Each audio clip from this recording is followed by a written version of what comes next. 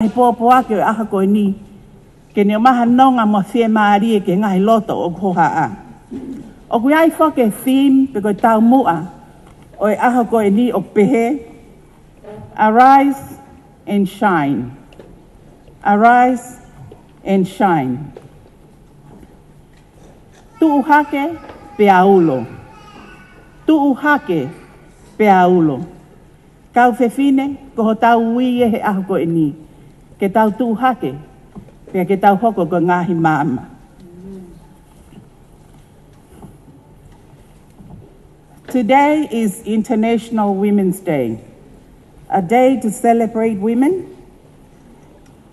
Let us give thanks to God, our Creator, by honoring His daughters on this special day. Happy Women's Day.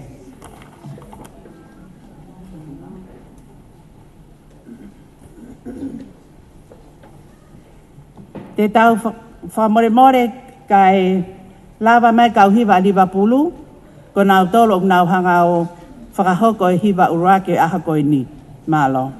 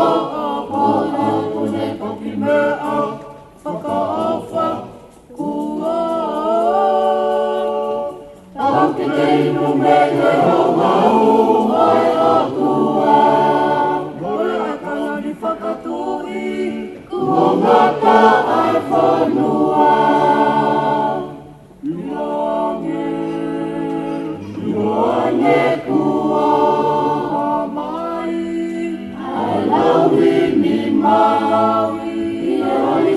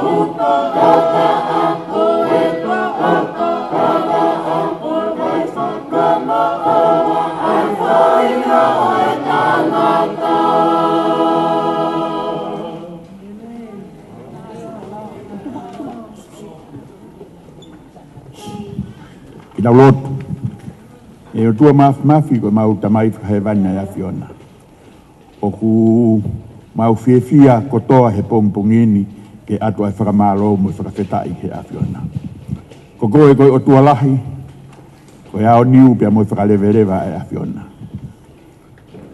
ko koe koe o tua ofa ko o tua whakataki ko o tua o whakatupu na ke whakatupu ai langi pia mo maamani ko eni ya ke hanga o tuku mai ai whahinga o tangata ke nau pule ki he mea kotoa. Ni ngahi ki mau tolu koe pere ai a Fiona, ke niongo koe pere ka kua mere, pongpongi ni o mau whakawhetai, koe ofa turi mai ai a Fiona, whai ho mau whakamo ui, pia mehe kolosi ko kāre vare. Mau whakawhetai o tua, koe mau mauha o tua pehe, pia to'o ai ho mau loto, te mau toi alu ki whe, ka mau falala ke he o tua na ane hanga whakahaofia e mau mo ui. E pongpongi ni wo mau ka ho mau ui pia mau lava mai ki Saione. Pongpong koe ni whakamawahei koe sāpate ni o ku whakamahui ngai ai ngā ue ai kakai whiwhine. Pia ko ki nau tōlu e ni e tamai o nau tuu mei tua pui pui. Whai hono lo tua ai ngā ue ai siasi. O mau kore pe haivi, mau kore ho lau maari e ke hanga whai toko nia ki nau tolu. Mau hanga atu e o tua koe uhia koe polo kalama o aha koe ni, ke mohono alunga, ke whai toko ni mai. Mau hapai atu a e siasi, whai whekau, pe mo kau maulakanga ko toa pe. Haere mai ho lau maari e, pe ke whakahino hino, pe ke hanga koe o tataki, ai ngahi pua whatongia ko toa pe. Ko taha ko toa pe waha no whatongia he siasi, ke kauai ho lau maarie, ke hoko eiki e mau ngahi whai whatongia, ko insienisi na muka ka laia ke awhiona. Whakamoremore e mau ngahi tō nou e tamai, kai kei whakatou matau pe, a ho kere sipe am ho alo o whai e tek mau tolu hono kotoa. Pongpongin yung mau hapai atu e mau kau talabou ke awhnima a awhiona. Ma i hala whai ngata au nau whanonga i. Ka ke nau whanonga pepe a moi a whiona. Mau lotua e tamai ak nau tolu kai ke nau lava mai kisaione. Nau tolu kui whare mahaki a pōpula. Whatau e taina i mihe mamahi o i whanonga anga. Kau mau lotu eiki ke hanga tāpua kiho siasi. U mau kore ni a kalaisiko mau wha mo ui. Amen.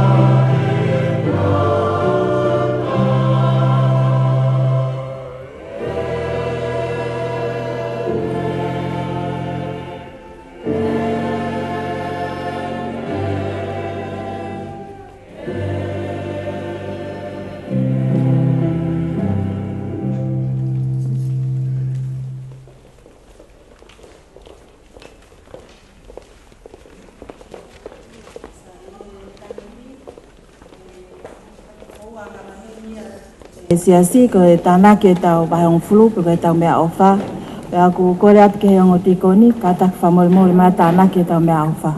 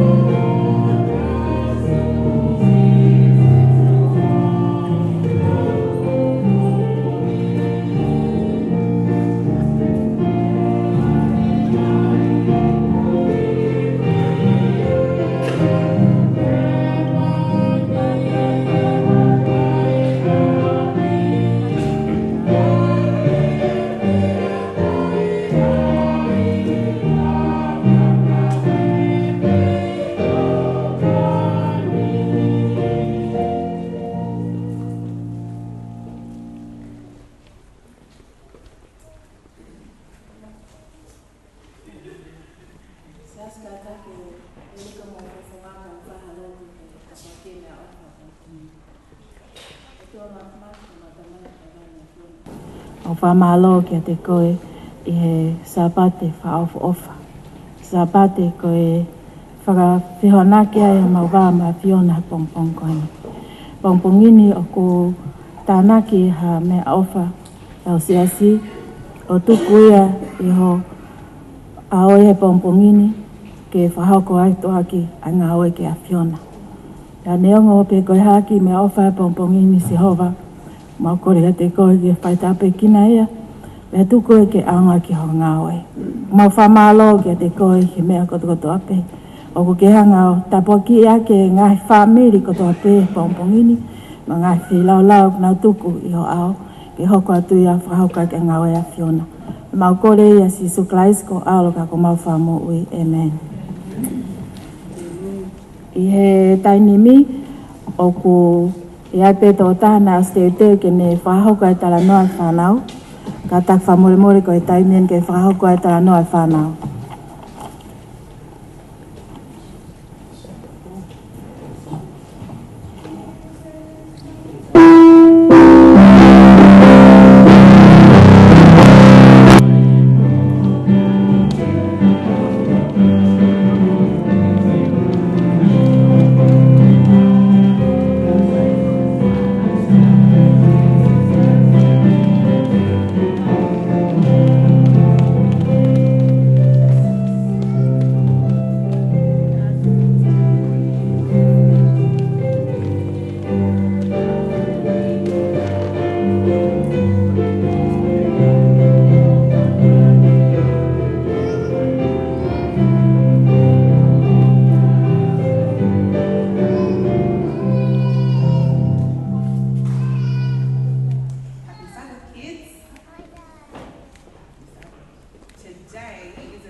Day at church.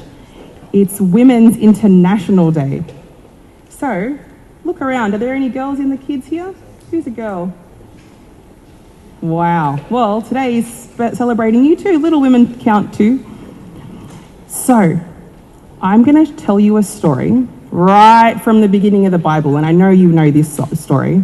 It's about Adam and Eve. Who knows Eve? Yeah? Good.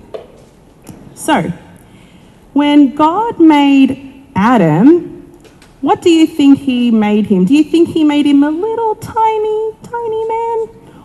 What do you think? Yeah. A big man, a strong man. He was the image of God. Yeah? Yeah, you think so too? That's right. So, you too, Carrera, good job. So, I have two here. Now, sometimes we need a big, strong man. Sometimes there are times for strength and big muscles. So who here, Valentine, do you think you have big, strong muscles? I think you have big, strong muscles. But see here, I have two bottles. Now, I really want the balloon to blow up in here, to get as big as the bottle. Now, I'm going to try with all of my strength, all I have. Let's see if it works. Are you ready?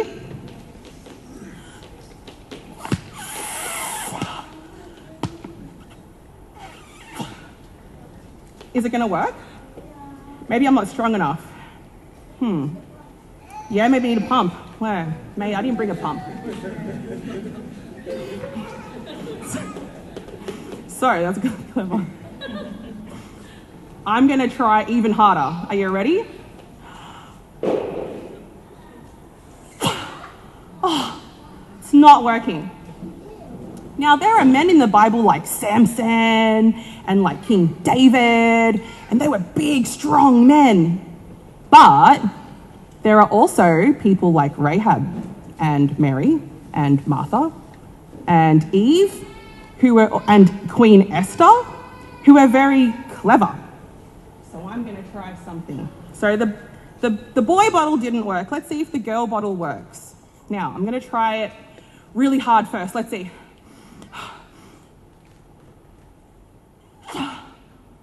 Is it working? I'll try even harder with more muscles, do you reckon? let me try using something different. So God didn't make me very strong, but he did make me quite smart. Let's see.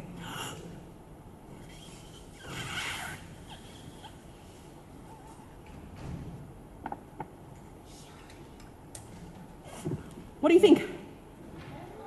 Did it work? Now, is it staying there? Is the balloon sealed? No. So sometimes, when God makes man, sometimes he makes people strong or clever. But there are strengths in being both a girl and a boy.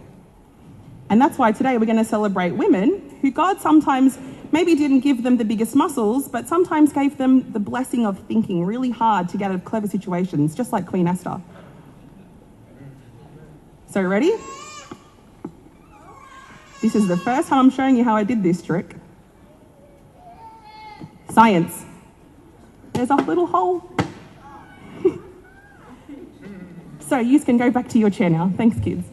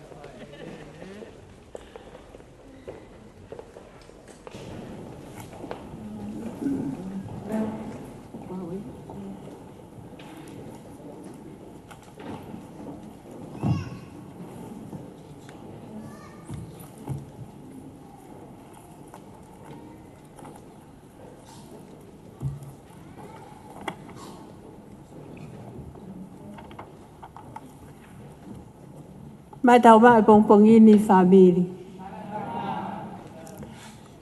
Mo one lea ai hiva. O fiange ki api he ahoni he ane afi. Fia mai o hanga hivai ka koe mea na ilo ia e kure oua. Ka koe lea ko hiva une tara mai. O fiange ahoni he ane afi.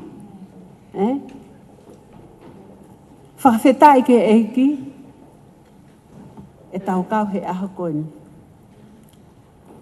Pēhe tangata toi sā me, whakawhetai ke seo waku lau maari e. Pēhe moia ko toa pe e kuia te au. Whakawhetai ke no hua whamā oni oni. Whakawhetai ke Sehova hoku lau maari e, pēhe moia ko toa pe e kuia te au. Ikai ko mea au tonu ke tau whakawhetai e he pongpongini. Lelei e mea ko toa pe. Whakawhetai. Kore ke huwhanga he whakatapu o swhai atu e hoa whai whekau he pongpongini. Ka ata mo oku a whainga maari e ko ni ke ukawa he pongpongini. Whakapa whoki ke senturi ko e whine eikia o he kaui meni. Tako whamano keni ki he tāki o kau whine, hono whakakoloa aki ki mau tolu. Ke mau kau he pongpong ko ni. I he o atu mono wahe o e wholofola. Whia whamalo ke hiwa a Liverpool, ku mohanga whakamā whana i ho mauloto he pongpongini. Ko mohanga o mai e hiwa pa ako ate whakamalo, me lai tau ke si tā whakamalo hiwa whakaofu. Pehe ke hiwa a kau whine. O nehanga o mai e ka te tau tolu, hono mahu inga ke tau iloi, po tau wofiangen ki whia. Ki api, whakawhetai. Ke tau loto. O tua mafi ko ta mai ta ngata a Fiona. Mau hanga ke pongpongini e ki mau ngahingi e sipu maha. Tuku mua e ke hanga tau pe kina ki mau tolu halau maari e. Pe ke hoko e wholofola te mau vahe pongpongini ko tāpua. Ia Christ pe ka ko mau whakamoon. Amen. Ka venga o ko mai ko he ke whakakavenga a ke aho ko ni pe o whakamamana ka venga. Anpe tu atu i mua ko ni. Arise and shine. Tu hake pia ke ulo. Tu hake pia ke ulo. Ko potu tahu ka na mai ke whaia e ku Malanga. Talama he te ka Matiu. Ka taki pe ku moto heke ke toi loko lahi lawa te kvesi. Te talanoa pe o hake pe he lahe. Moto ki lau mai. Wakaiat ka ki moto luka whewhine. Homo whaka ofo ofa.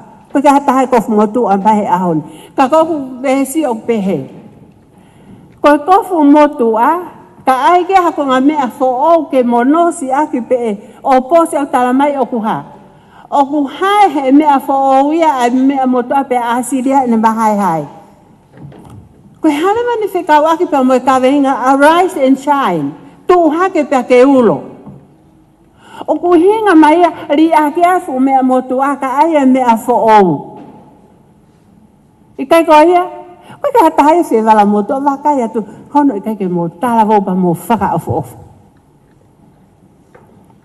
Ka hanga e pita tala mai e mea tahaheni, ka whiwhine. Ka toe tāna ket mo loto ngā vai oua, ko o toki ulo o ia. Ko o loia. O koe ka uhinga nea ko ulo maho ngingira ho ko fo whafofa. Ka tala mai pita toe tāna ket mo mea koe ni. Ke ulo. Loto anga vai pa ke ofa. Ko ka venga ia pongpong ni. Tala mai lewa e Matiu. He tohi ko ka taki na o mai ki Ministries si pe pa ka pau e o vatu. Pe hako si ata ufo o ke lere pe whakamole mole. Te whenga pe vawe taha. Tala mai lewa e Paula he Malanga koe ni he si suhane Malanga he mo unga. Ka whiwhine. Tu hake. Tu hake pa ke ulo. Ko hoko mai he o māma. Whia mau ia ke ulo. Tama e si su. Koe māma ki mo tolu ki māmani. Koe māma whiwheu tau ulo he ahoni. Taime koe tonga he māma. Te kai awange uhila. Oke mama lalahi e tolu, mama matangi mama tu pe moe mama kasa. Mama ko toa koni wei hono sio ata. Pea koe pompong hake peke e fiaf ke tutu pao peke ano ke tata si o ata ko ni korea na ngawe aki. Ke tata si o ata ko ni kalawa ke ulo mai e mama. Kai ke tata si o ata he kai ke ulo lere mai e mama. Pea o fie mawia ke pehe talama isi su. Koki mo tolu na pehe he matu ako fine matu ako hiko na ika toa peke tau tolu. Fie mawia ke tu hake pea ke ulo. Ke ulo ho mama ki ha, koe ke ha mama e tutu he taimin ko tau wharen pe kulo mama ko ke tau whesio wha. Kaka ke tutu mama i tua e pe hea tau koe mea whehala. Koe mama ke ulo he ha. He ha? He pauri. Talamai whe mau ho mama ke ulo he pauri. Talamai koe whe mama ke tuku he lalo poha fuaka ai o tuku ke ulo he mama ngia.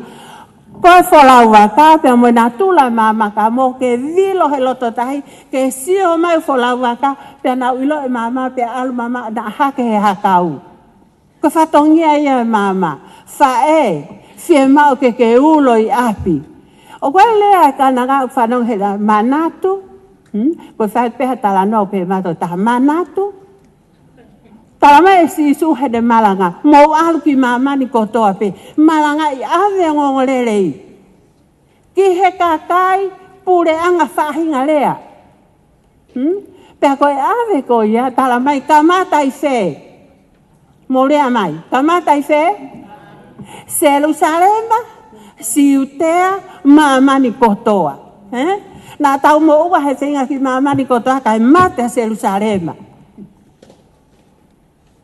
Fie maua Jerusalema ke ha, whakamoi hange ko hiwa na e whahe ka whewhine, oho whiange ni aki, api he ane afi. Tau ene whiha malanga a se e kope, malanga a fine, malanga i e wawe whoki ma eiki, tau toi o whiange ni ki api. Uhinga ko o mai ka wenga ko ni ka whewhine, pia mo siasi, ke tau o ato e mama, ke mo oi hanga hi lau mari, ko wawe ke whoki mai a sisu. Ka awa wale pe ko mate ho ki tamasi i, whata tape, ko le pe ke hu whaan whata. Hei kai toi ma mahi ange a tangi ha ataha iho o tangi. Koe aha ko ni koe ki whia mau ke tato e tangi, pe whia mau ke ta alu whakatape mo whanau ki langi. I kai koea, ka wenga ia ahonia. Ka wenga ia ahonia. Talamai e Paula, tohi koe maa, urakua ko rintoa heni mataha fitu. Talamai e Paula heni. Ka ia kalaisi hataha koe haia. Si o mai ke la, ka ia kalaisi hataha koe haia. Whakatupu whaau. O ku lawe pāki e taha peia, we, po whaau e mea kotoa pe. Whie maui e tau whakawhaau he ngahi ahoni kau whewhine. Ka ku ke kau whaau he ahoni ai ke whaau mai mo ui. Tara mai he tohi he nue ko whaau e mea kotoa pe. Si o mai lewa hokau ngā api ulongi ni lato o māma. Na ewa ta ala whine motoa ke he meti kolohe ahe ta utu ai. Hau e whine eki mani tulori so pinge ta utu peka kai momo ua pehe pai. Tu rewa whi whine me se apa kai se ataka si ta utu whine eki. Kone ta utu whope mo te hanga mai ango mātua ke ta utu kai whoke hasea. Tau tua whine motoa me se ako ke se ataka o me ango mātua ta utu. Wakana ta utu me pehe malewa motoa ko ke ila e whine na e tu me he kai ta utu whine a ma pio pato e tu ka mo alu ki he. O kui kai whie maue ke aluko malanga mo ha ko uhinga ni tau shine. Ko uhinga ni ulo ke pehe. Ko ki mea si pe. Ko ki whie maue ke aluko whata tu fupa anga whia ke tu whaka ko shine. No. Whie mau ho olunga ngā ke ha. Tau whakakaka so sefa. Ame po pula so sefa ki isi pite whare o Potifa, a Potifa hi teni lotu tampua. Kako hamena e sio a Potifa ilo ya so sefa. Sio a Potifa ilo okuia so sefa si hova. To e alu mei ki whare piri so de, to sio kausela okuia so sefa si hova. To e au hake ki he tui ki a whelo, to e sio pe a whelo pe a tatau. E sio pe he mai nata kau ngā pio ilo iki taua.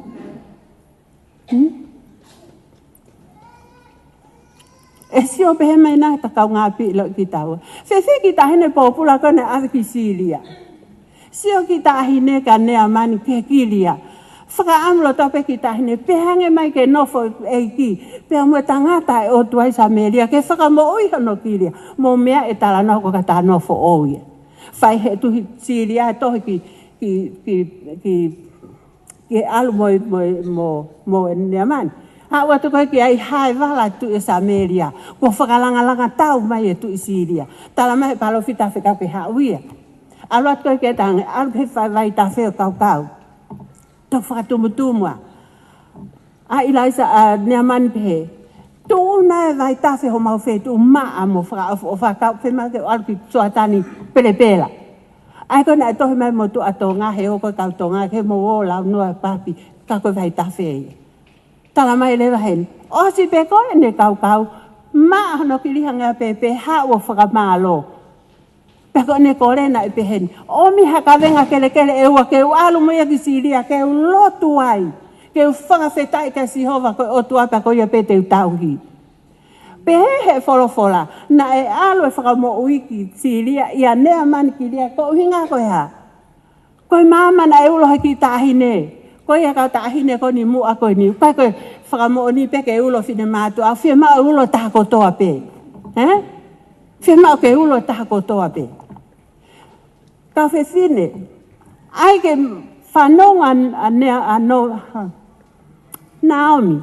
Whanonga Naomi ko aahe o tuako no koloku lahe me akahena e hola hongi. Pehe Naomi te foki, o ko whewhine, mo foki ako mo api. Foki lewa e taha, kai piki pea lute. Ai at ke foki tang e lute, Naomi. O te ke whenga, o te ke o iau ke foki. Koho kakai, koho ku kakai. Koho otua, koho ku otua. E rea pehe nai mai nai ha o tama i he whono ki ha te koe. Hanko mautolu koe ni muani koe ni. E rea pehe mai nai ha taha ki a kita he mea pehe ni. Ko sia o mai o ilo e o tua i au. O ko fia mau ia ke ta ulo. Fia mau ia ke ulo. Tala mai lewa he Tama e Paula he toko ki Efeso. Ta e Paula. Ka kuia me e take, kuai me e ke li ake ka whewhine. Hange ko li ake ko fumotu, ko mahai ko, ka mo wala fo o mai pongpongi. Tala mai e Paula ki Efeso. Efeso, ia me ake li ake. Li ake loi. Ka mo rea ake mo ni ko mo kaunga api he koe whamiri, ko whekupu ake tau tō koe whamiri. I kai ko ia? Ko e tau i heni he pongpongi koe whamiri. Tama e sisu koa ko ulu ko ngai kupu aki mo tolu. Pea ko hinga tau hene he pongpong ni koe whamiri. Koe fia e kupu koe, fia ko toa fusino. Koe mama ia pea kupu koe, tangi ko toa fusino. Fia mau peke tau pehe.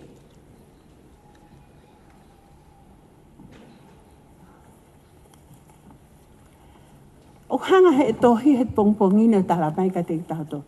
Te tala noa lewa. Muka taki pehe ko o community whakapo atu pehe. Na itang mai ka whewhine ke ta utu ki la. Tala mai lewa he tohi koe a Isaia ono noa. Tama e Isaia heni. Tu hake pe aulo he kua hoko mai ho o mama. He kua hake ia te au a nau o Sihova. Whakatoka ngai ange ka whewhine. O ku i kai ko wau o ko tu o ha. Tu wheu ini hia everyone hia. Musama ka wheu. O whia mau ke hāta Sihova he tau mo ui. Taka uhinga tau tu uai. Kau kai ko uhinga peka uhinga. Hātu beautiful whakaofa. Vesi wape mai. He wakai e ufi he po uri a mamani mo po uri matolu a kakai. Ka e hopo hake a Sihova ke te koe. Pe e hahono nau ia te koe. Whakatoka ngai nge lau a Isaia. Tala mai Isaia. Ko ufi a mamani he ha.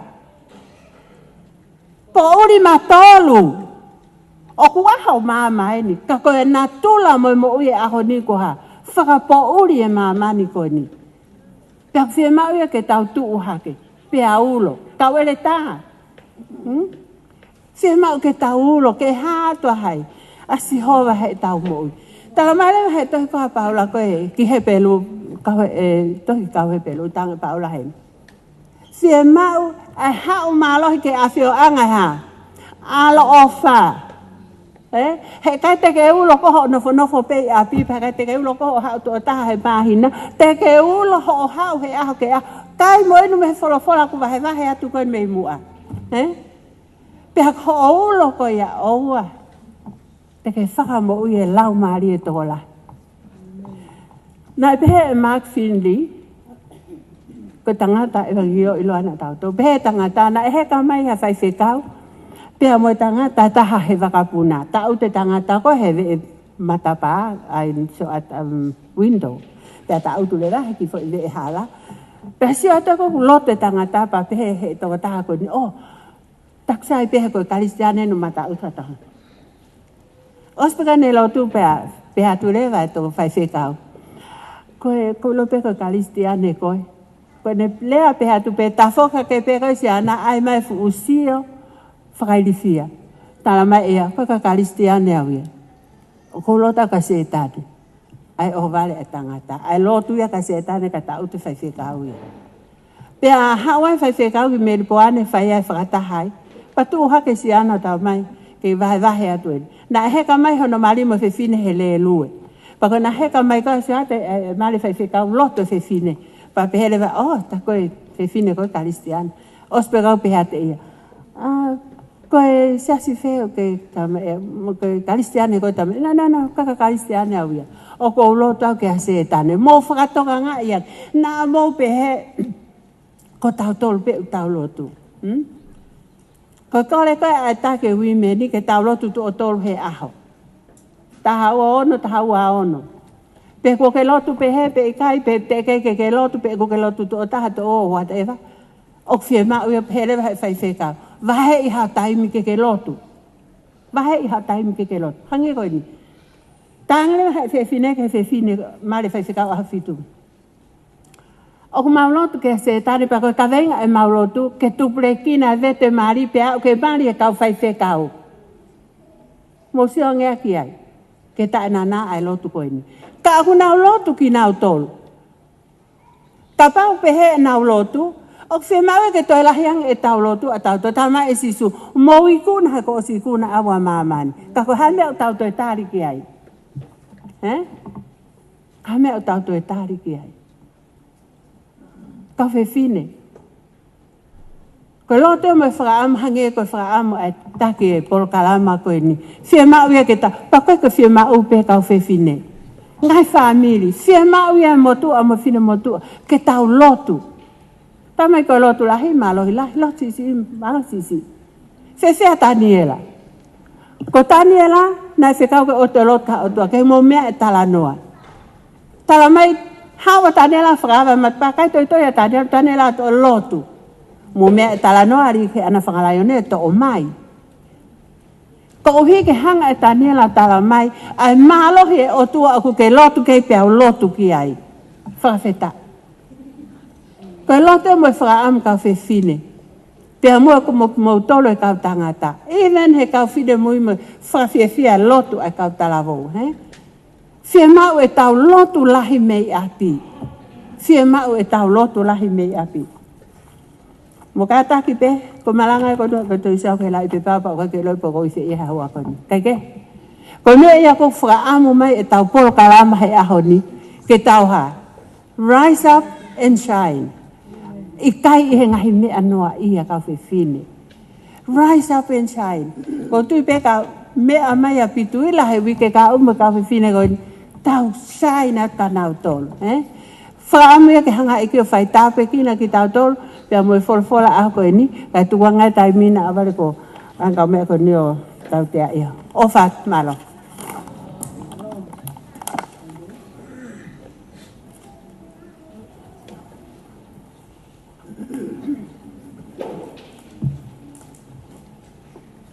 Morning, church. Morning, church. Oops, it's almost midday. Good afternoon. Wow, what a joy. What a joy to be in the Lord's house. Arise and shine. Koe kawei ngaia. Me he konferenisi kia ki tau tolu whakalufua. How can we arise? That's the question. I wish I can, I'm going to speak 50-50. I've got my grandkids here who are not quite fluent in English. I mean Tongan. And I like the way Bella taught us a lesson when she spoke from the pulpit. She spoke in English because she realized most of the young people, 100% the Tongan language. So I'll talk 50-50. Arise and shine. You know something? It's very historical today. Today of all day. You know why it's historical for me? We had a humble start of me taking my 3 girls to church. We start with the Tongan family. Malanga mama. Kanai kawai. Ai umotu Stephen Finn. Pehe kia mahe. Una family. We had a humble start way back then from the Merrickville Community Center. After that, we move on to Lakemba, Maulotu he apio fine, for a while there. Then we had a church. We lotu there for a while. Kawaya Paula, ko Olivat. He was only a kid at the time. But I look back at how God has led us. Finally, from there to Asheville, to Hawthorne, and at long last, we are here at Matangfa. Forwing. Praise the Lord. Rise up and shine. I would have loved to have a whole hour. We'll do a question and we'll ask the matriarch of the church, why do you think we're not rising up and shining? I'm sure there will be a lot of interesting answers for the matriarch, maybe one of them, or 2 of them, or 3 of them, or nearly all of them. We've done our bit. Your turn. They will point it to your next generation. It's your time. For the young fathers, I'm too busy. I can't rise up and shine. Too busy doing 2 or 3 jobs to make ends meet. Sorry, not my time. What about the working moms? Are you going to rise up and shine? I think it's the same with the mother, working mother. They have to look after the family, see to the kids, the household, cooking, cleaning, all that. You know that. That's what, in my head, that's what they will say. Too busy. But I sit back, maybe the young ones too, eh? The young boys, the youth. No, I have no time. I'm too busy saving. Saving for what? Working hard, saving to buy that ring for my young girl, eh? Or I'm too busy saving to buy my dream car. And it goes the same with the girls as well, eh? No, I'm busy studying. I have to get my degree before I rise up and shine. We've got all sorts of answers. But answer, they will come. In my head, I thought, Ida, why aren't you rising up and shine? And it came to my head, this is all my own survey. Because I am fearful. The word fear came into my head. Mama was sick. Kai ke lava tu. Kai li. Like right now, I'm a bit nervous.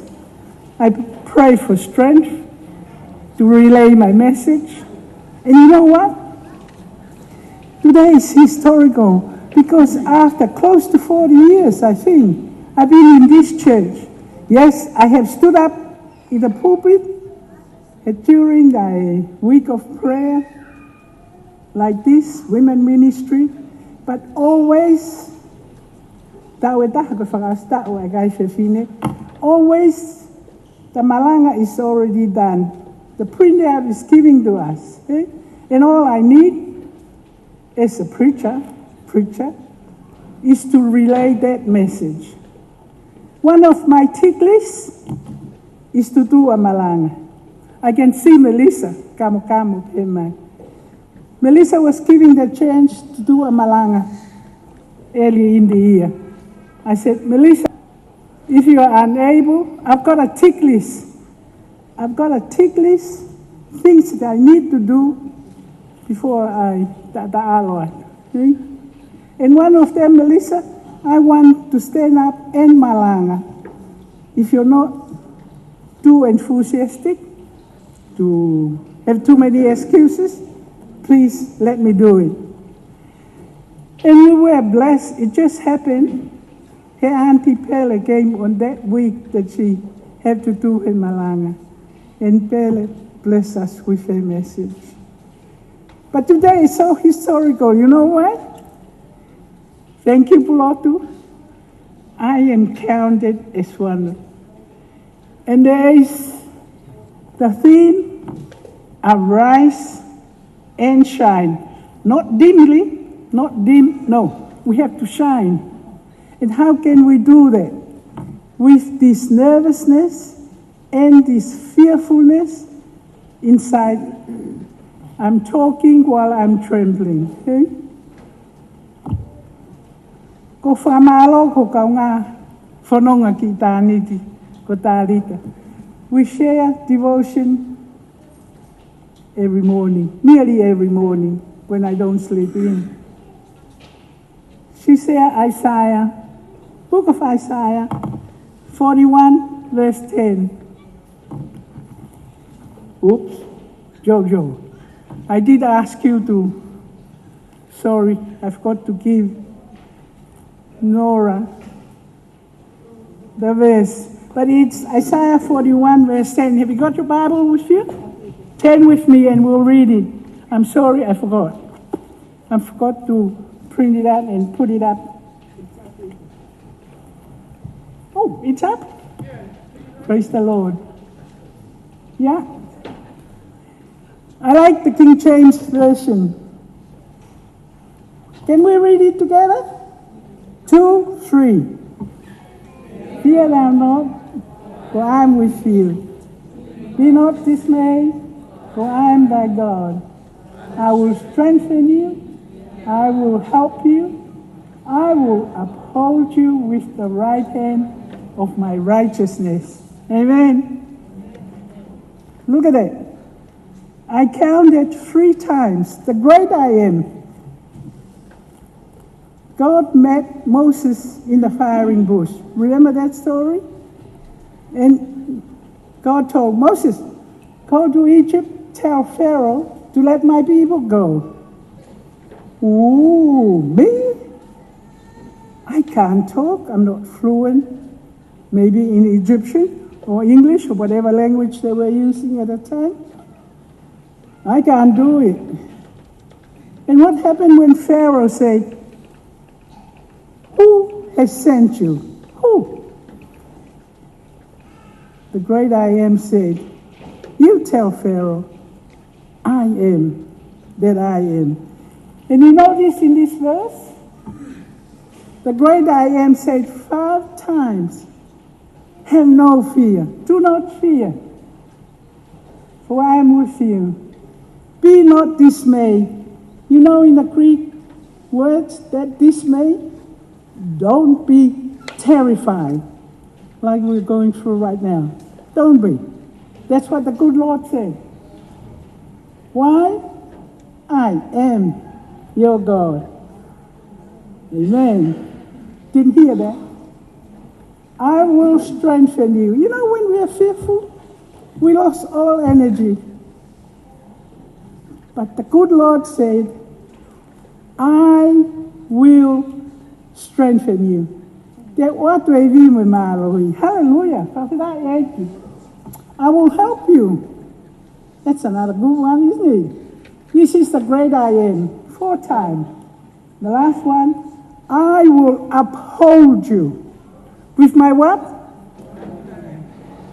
Righteous right hand. Amen. Am I still running on time? Right hand, I want to emphasize on the significance of the right hand. My righteous right hand. Have you guys noticed? In the royal families, say for example, Great Britain. By the way, there's only 2 great in the whole of the map of the world. Great Britain,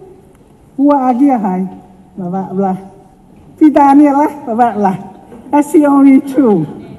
Agree my about me the fact by my son. Back to our sermon. I'm holding you with my righteous right hand. We are talking about the image of the royalties, eh? Queen Elizabeth, when they were having the family photo, always Prince Charles at that time will be standing on her right-hand side. What does that mean? He is the heir to the throne of the British Empire. Back to our level in Tonga, when the royal family are having a photo, an image, a royal family, reigning monarchy, Taimini, to both the 6. On the right-hand side, the Crown Prince. What does that mean? The Crown Prince of Tonga is the heir to the throne in the Kingdom of Tonga. Coming back in here, this is the great I am. Church, this morning, this is what he said. Look at the last one. I will uphold you with my righteous right hand. Praise the Lord. It means people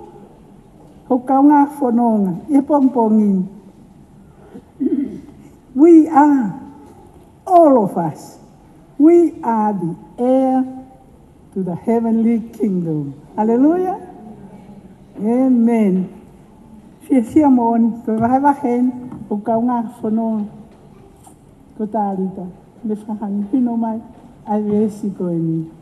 Praise the Lord. We, you and me, are heir to the heavenly kingdom. Kau piringis, magau princess kita tu. Ketalon frahevan, frafeta. But at the same time, in hymn number 61, we have to Lord, we're still human and fall short of grace of God. Rise up, shine and sing. Hymn, oh, thank you.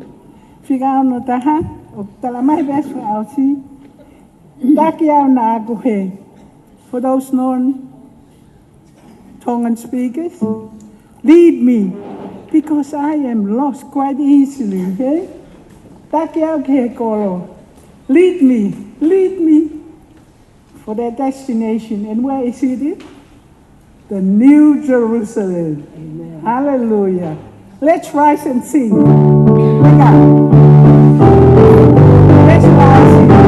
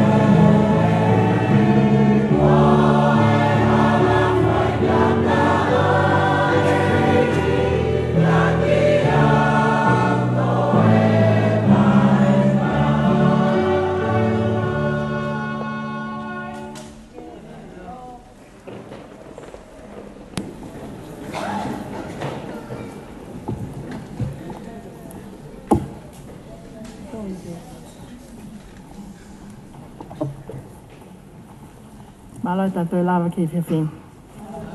Ko siha ki taimi, ko te hawa wanoain. Hau o stotongi tātou.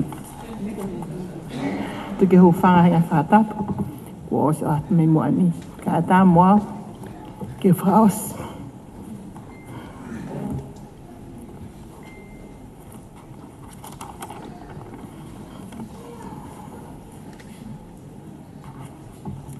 Ai malanga ko puhi.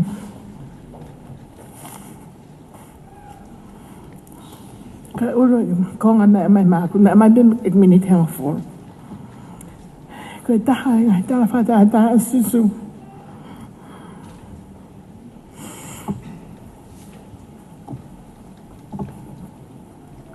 Okay, heto hem. Amati ho formato lo.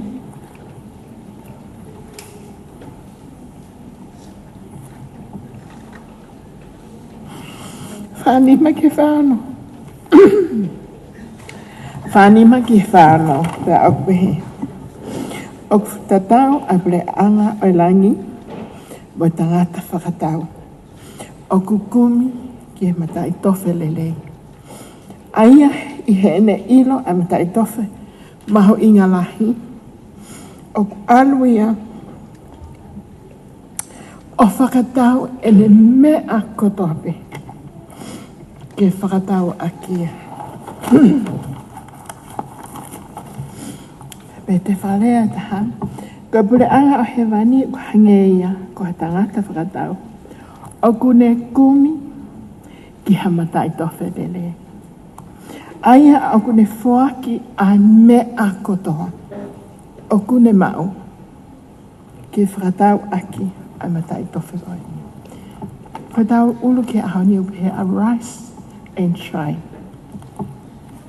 Te hang he vesa pompong ini format hino me kadalto.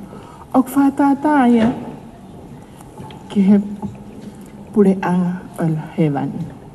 Kita rice and shine he wofi a pure anga langi. Ko ha leson mo kata kaki te fa lavao siuki muye ki he fa hoko mea. Ko ha le soni utau ma me ta whakatata koe ni.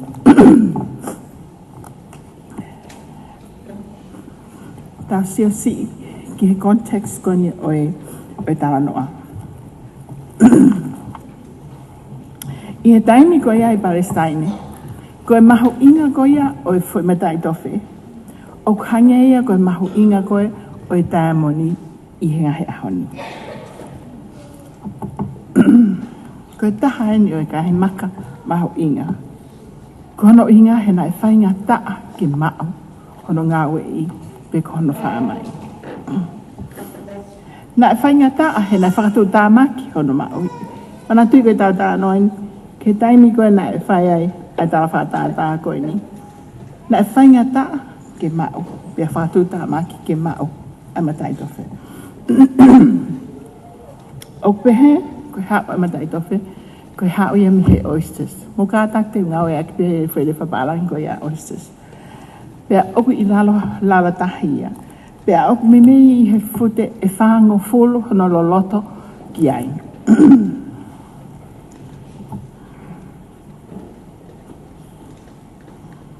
A pearl isn't something you find walking on the beach. Kai ki lava ke lui lupe koe matatahi pea ke mao hao whi mata i tofe. He kua pau ki whamore ki ho taimi. Invest your time, resources, and hard work to get one. Ko pau ki ngā we, ko pau ki whakamore, mo taimi, ka lama ki mau, o mataita.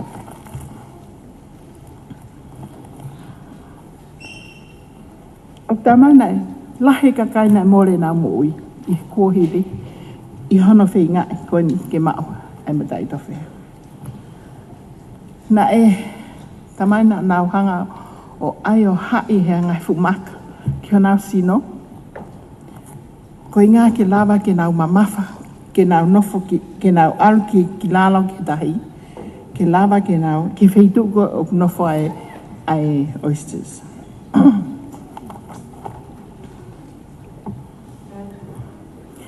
Pea toi taha, Ko taimi koni na na woa I ko hon whinga I koe oi ke mao hamata I tofe. Mana tui na I ka iaha me a ngā aue ia he kohiri o hange koe ngahi ahoni. Aia koe mea na heo ko nai whakatu tāmaki he nai lava he kuiai I tahi a ika tau pepe a anga mo ngahi ika keke.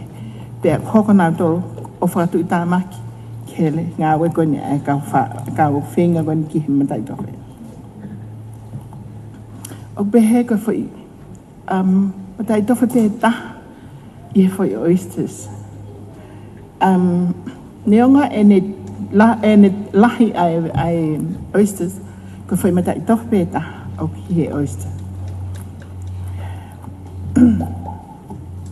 Pea toi manatu I hange ko lotonga koe ni nau whinga koe ki matai. Ko tai mini ko iai me a uku te whanau he tāna wai me a uku nau ngawe aki o lava whakatolonga nau manawa I he nau whekumi koe ki hei.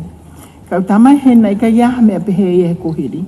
Pena nau lotonga koe ni nau whekumi nau whaka aulolongo nau manawa ka o he whinga ke mau a kau.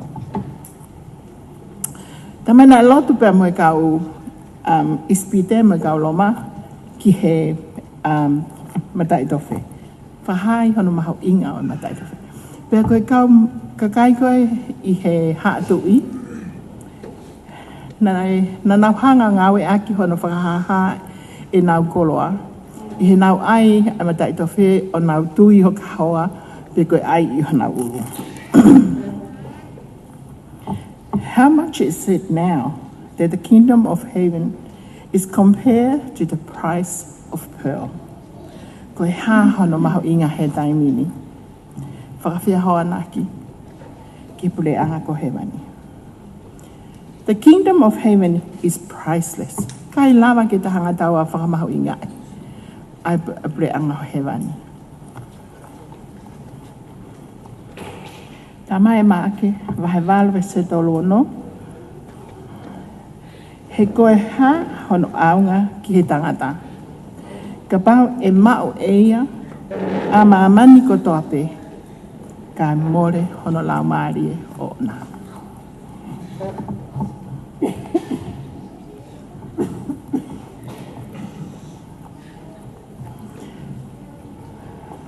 Ke te hou ke pule anga o hewani, ko pau ke te whakatau, ke te tukuangi, ai mea ko toape. Ai kotoa o e te mo ui hoha, ai loto mo ua, ai puputuu, ai tau whehia, ai hori kovi, ai manu manu. We must sell everything we have to enter the kingdom of heaven. Ko whakawhai pongpongini, come to Jesus as you are, church family. Ke tau hau ki hea o tua.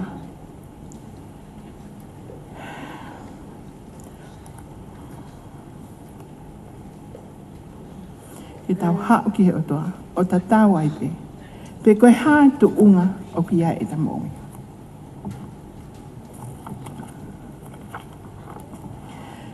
Mana tui, na e whakatau, pe tukuanga e he tangata koe ni, ai mea kotoa pēna ne mau. Ke lava ke mau aki e matai tofe o kune whekumi ki ai. Pe ke ne mau ai pule anga o tua. Ke tangata whakatau, ke whakatau, na I kai hane toi mea e toi. He sold everything. Pe ako taimi pe eni, nane malawai ke mau matai tofe.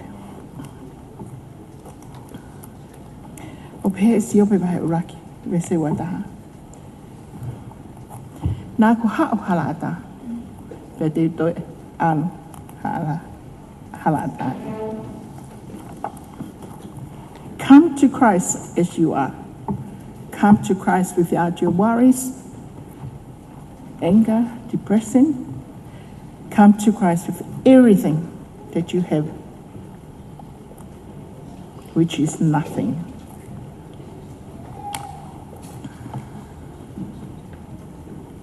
Tamahen tene hanga o whakakakato pe tene whakafo'ou ki tātou. Christ will make you whole. E awe e ki ho kawenga, pe pe ho loto ita, tene solova a ho opoputu, pe a whakafonu koe e ki. And Christ will make you whole.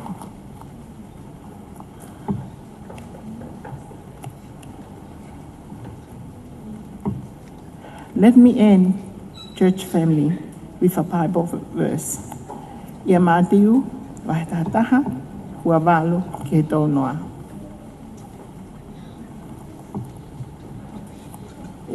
Ha'u kia te au, a ki mō tōru kotoa pe, o ku whenga mō mawhasia. Pea te au, te fuaki, ai whie maarie kia te kumoto. Tō o e kuha mō ngā, kia te kumoto, pea mō wako ia te au. He kua wanga vai vai, wanga malu, pa te mō ino ai whie maarie, iho mō lau maarie. He oku whaingo fua, pe e kuha mō ngā, pea oku maa maa e kukawenga. Koe whaunga pene ta, te lava maua ai pure anga o hewani. Arise and shine. Malo.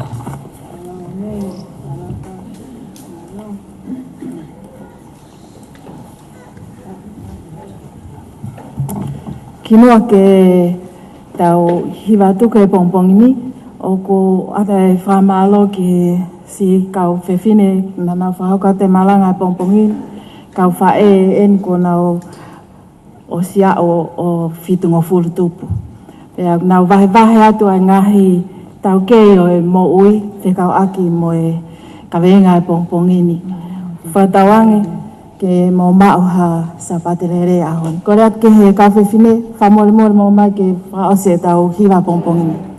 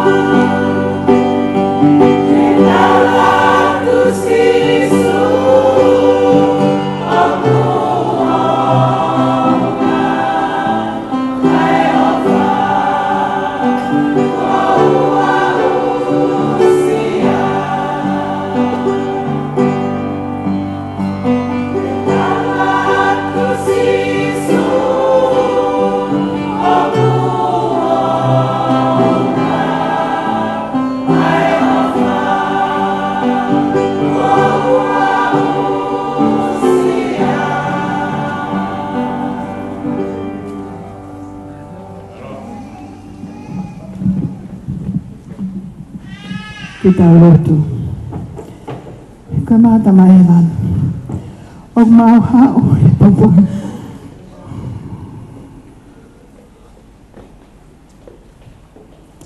Te mawhanonga. Ke tala noha ofa.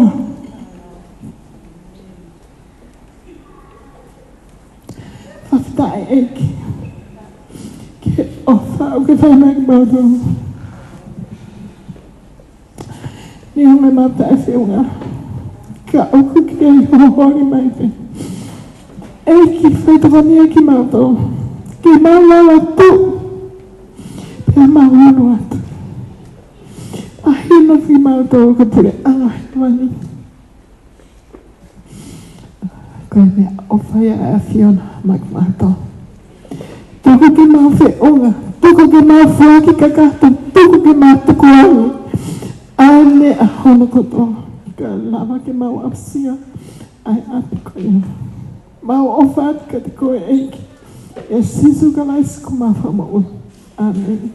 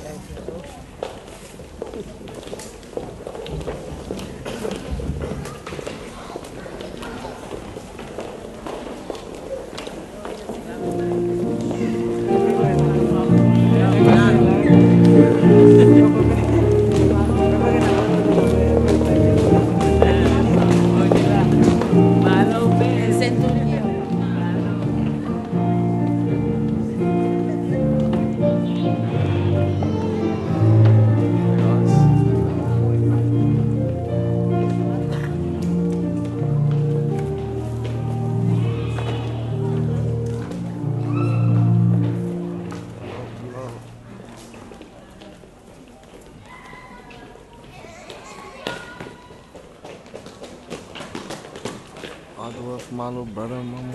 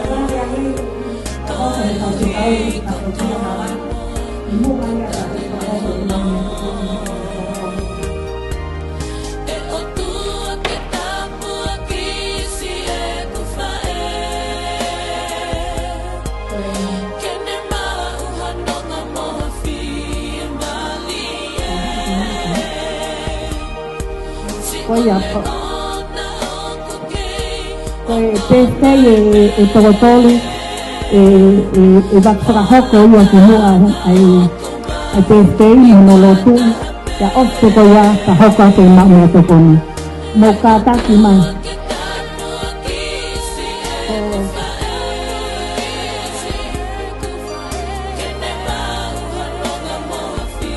kau testei ko pe kau testei mo tu ha kan yo no ke sia te sai ke kau testei ke na lo mo ngoa mo to ni sai ke kau komere ese pesca on mere te amo mo tanasiko la ngoa mo kata ki mai ki mo atinen ke foi tinen que sia te fai ke kau ka mo to io ta como te pide nai te amo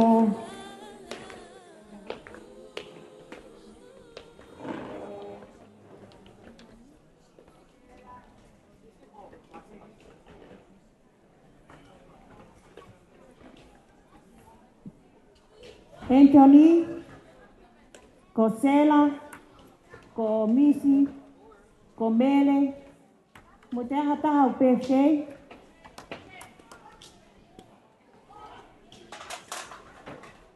Ko mo mau pe ke te pire ko ya ko kamata ia loto tai ke kau kai ta pa ki mo tol o kai hoko te mau me to koni.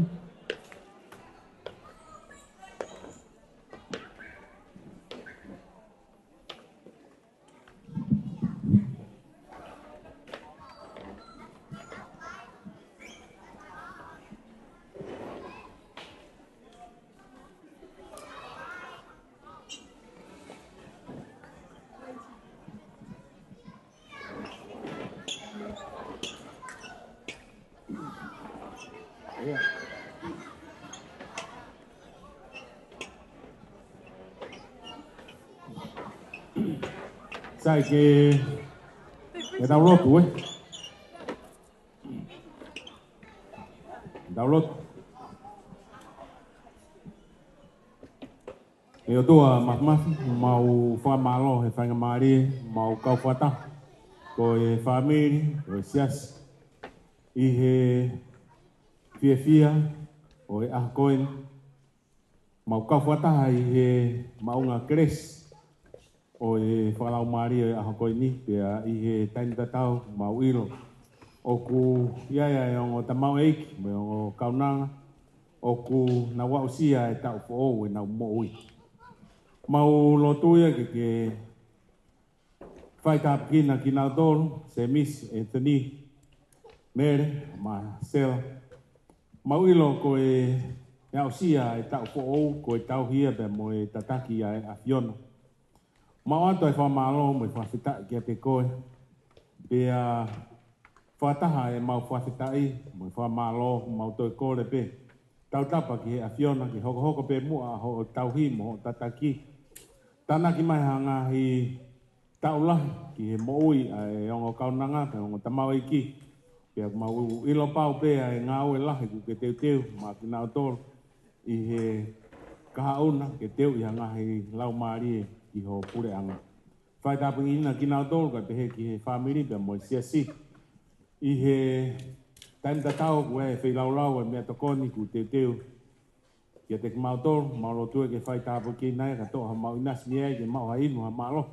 Whai ho mau ngahi whatongia i a si suko alo, mau whamo ui. Amen.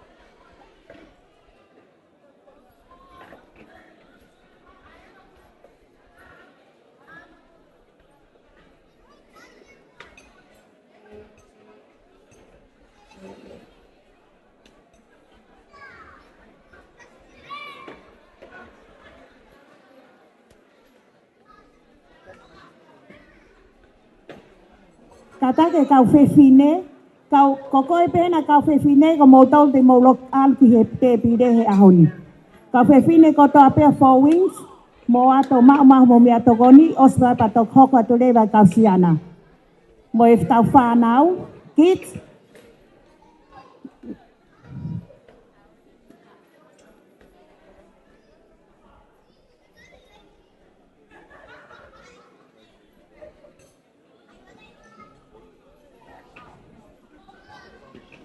Lolo tonga ko ia e mau mea tokoni. E tala tai rewa i tau ki polo kalama lolo tonga e mau mea tokoni.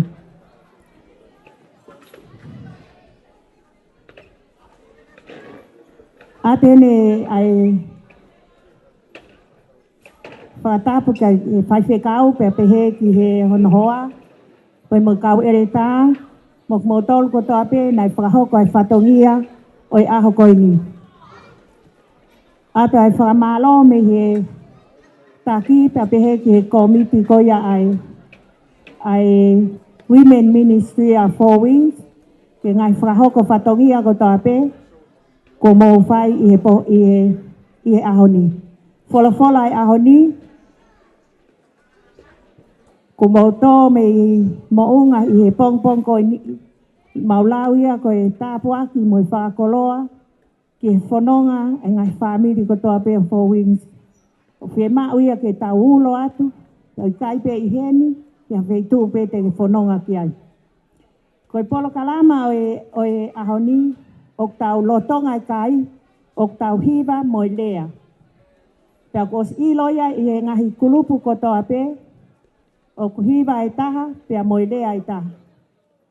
Aia ko e kulupu o kune kamata e hauarea o e kai i he ahoni, e kamata pe me he siti.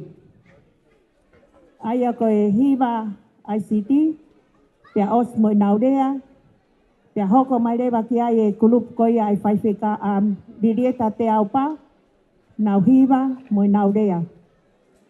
Pea hoko ki ai kulupu ko ia a ofa vi tapa,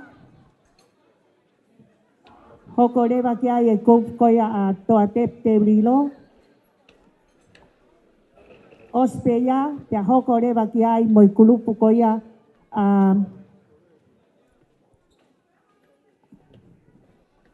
pua tamare.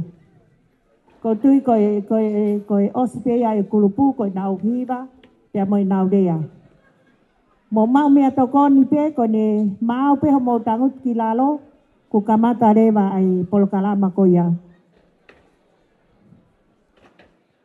Pea ko e hiva ko e whakaosi e tau ngawe ahoni, e tukuangia mai ere tā pe koe ai wimeni, aia ko sione long malo.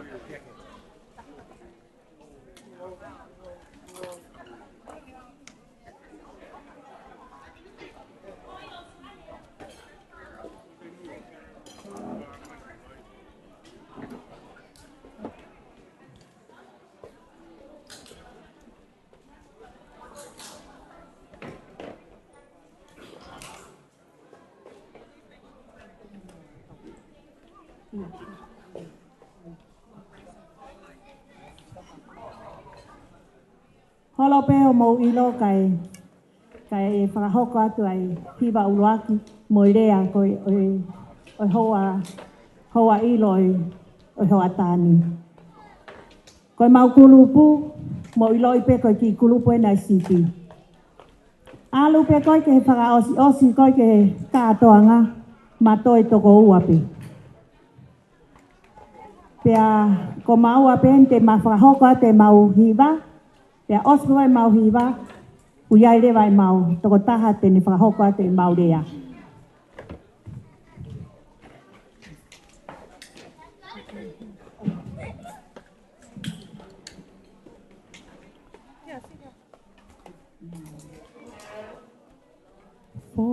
Fola ai o tua ki anoa, ke whau e koe ai waka.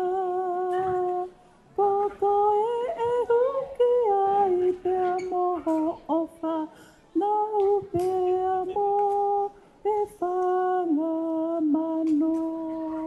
O ka hoko ai lo makita, whanongo ki he tani, o ia we si ui ne wha. Noa e tatari, mai ku, ta puni a matapa. Leo ngope a manuki ai kakai, kui ne lahi anoa ne hawai. O kulau pe e tohi tui, ta e ngā ueku, pau peke mate. O ka hoko ai lo makita, whanongo ki he tangi, o ia we si ui ne whai. Noa e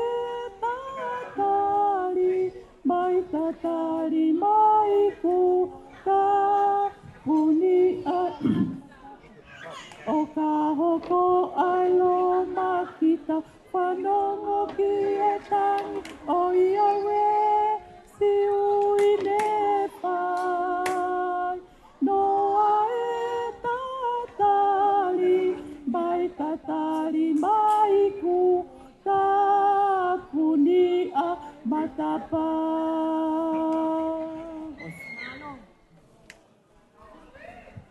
Tai nini e whahoka tu rewa i Maurea. Pea ospe ko ia, whahoka mai rewa i kulupu ko ia a lidieta a ia ko i people.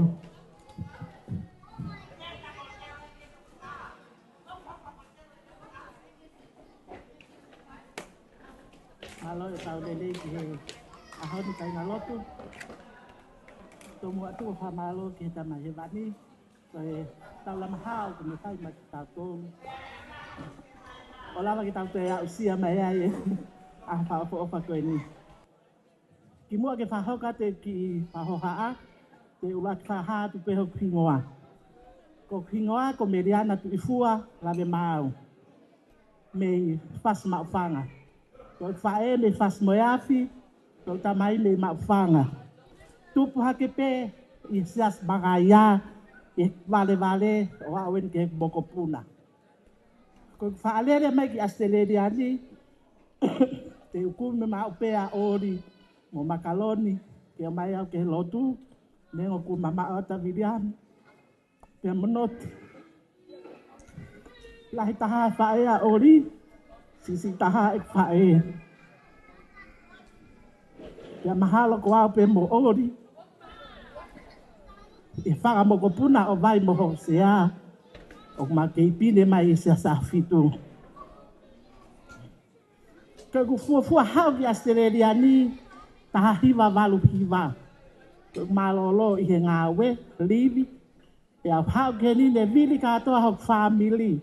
Noti, Filiani, Ori, Linta. Me whanga kāsini kotoa i Australia ni. Ke unofo heni. Kada mamafa peka te au. Ke ufoki ki tonga. Ko e uhia. Ko e whae na e mahamaki. La ko au pe na lahi, to ko wa pe. Pa mau mo ilo pe ho ki to wa si ko pela. Ma ho sia sa havalu wa pe ia Australian. Ka ko fa feta mo fa malo ki ta mai he vani. Ko uhia ko kakau I he lau I he ahoni.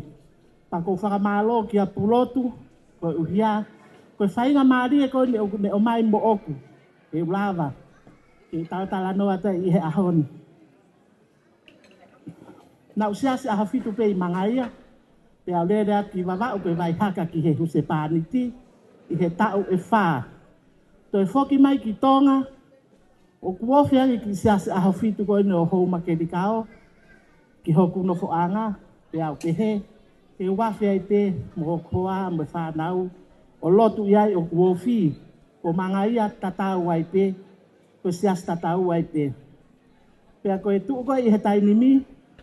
Ko I tau e fitu ake o I tauni. E kau ngata maki he sia. O hou makedikao.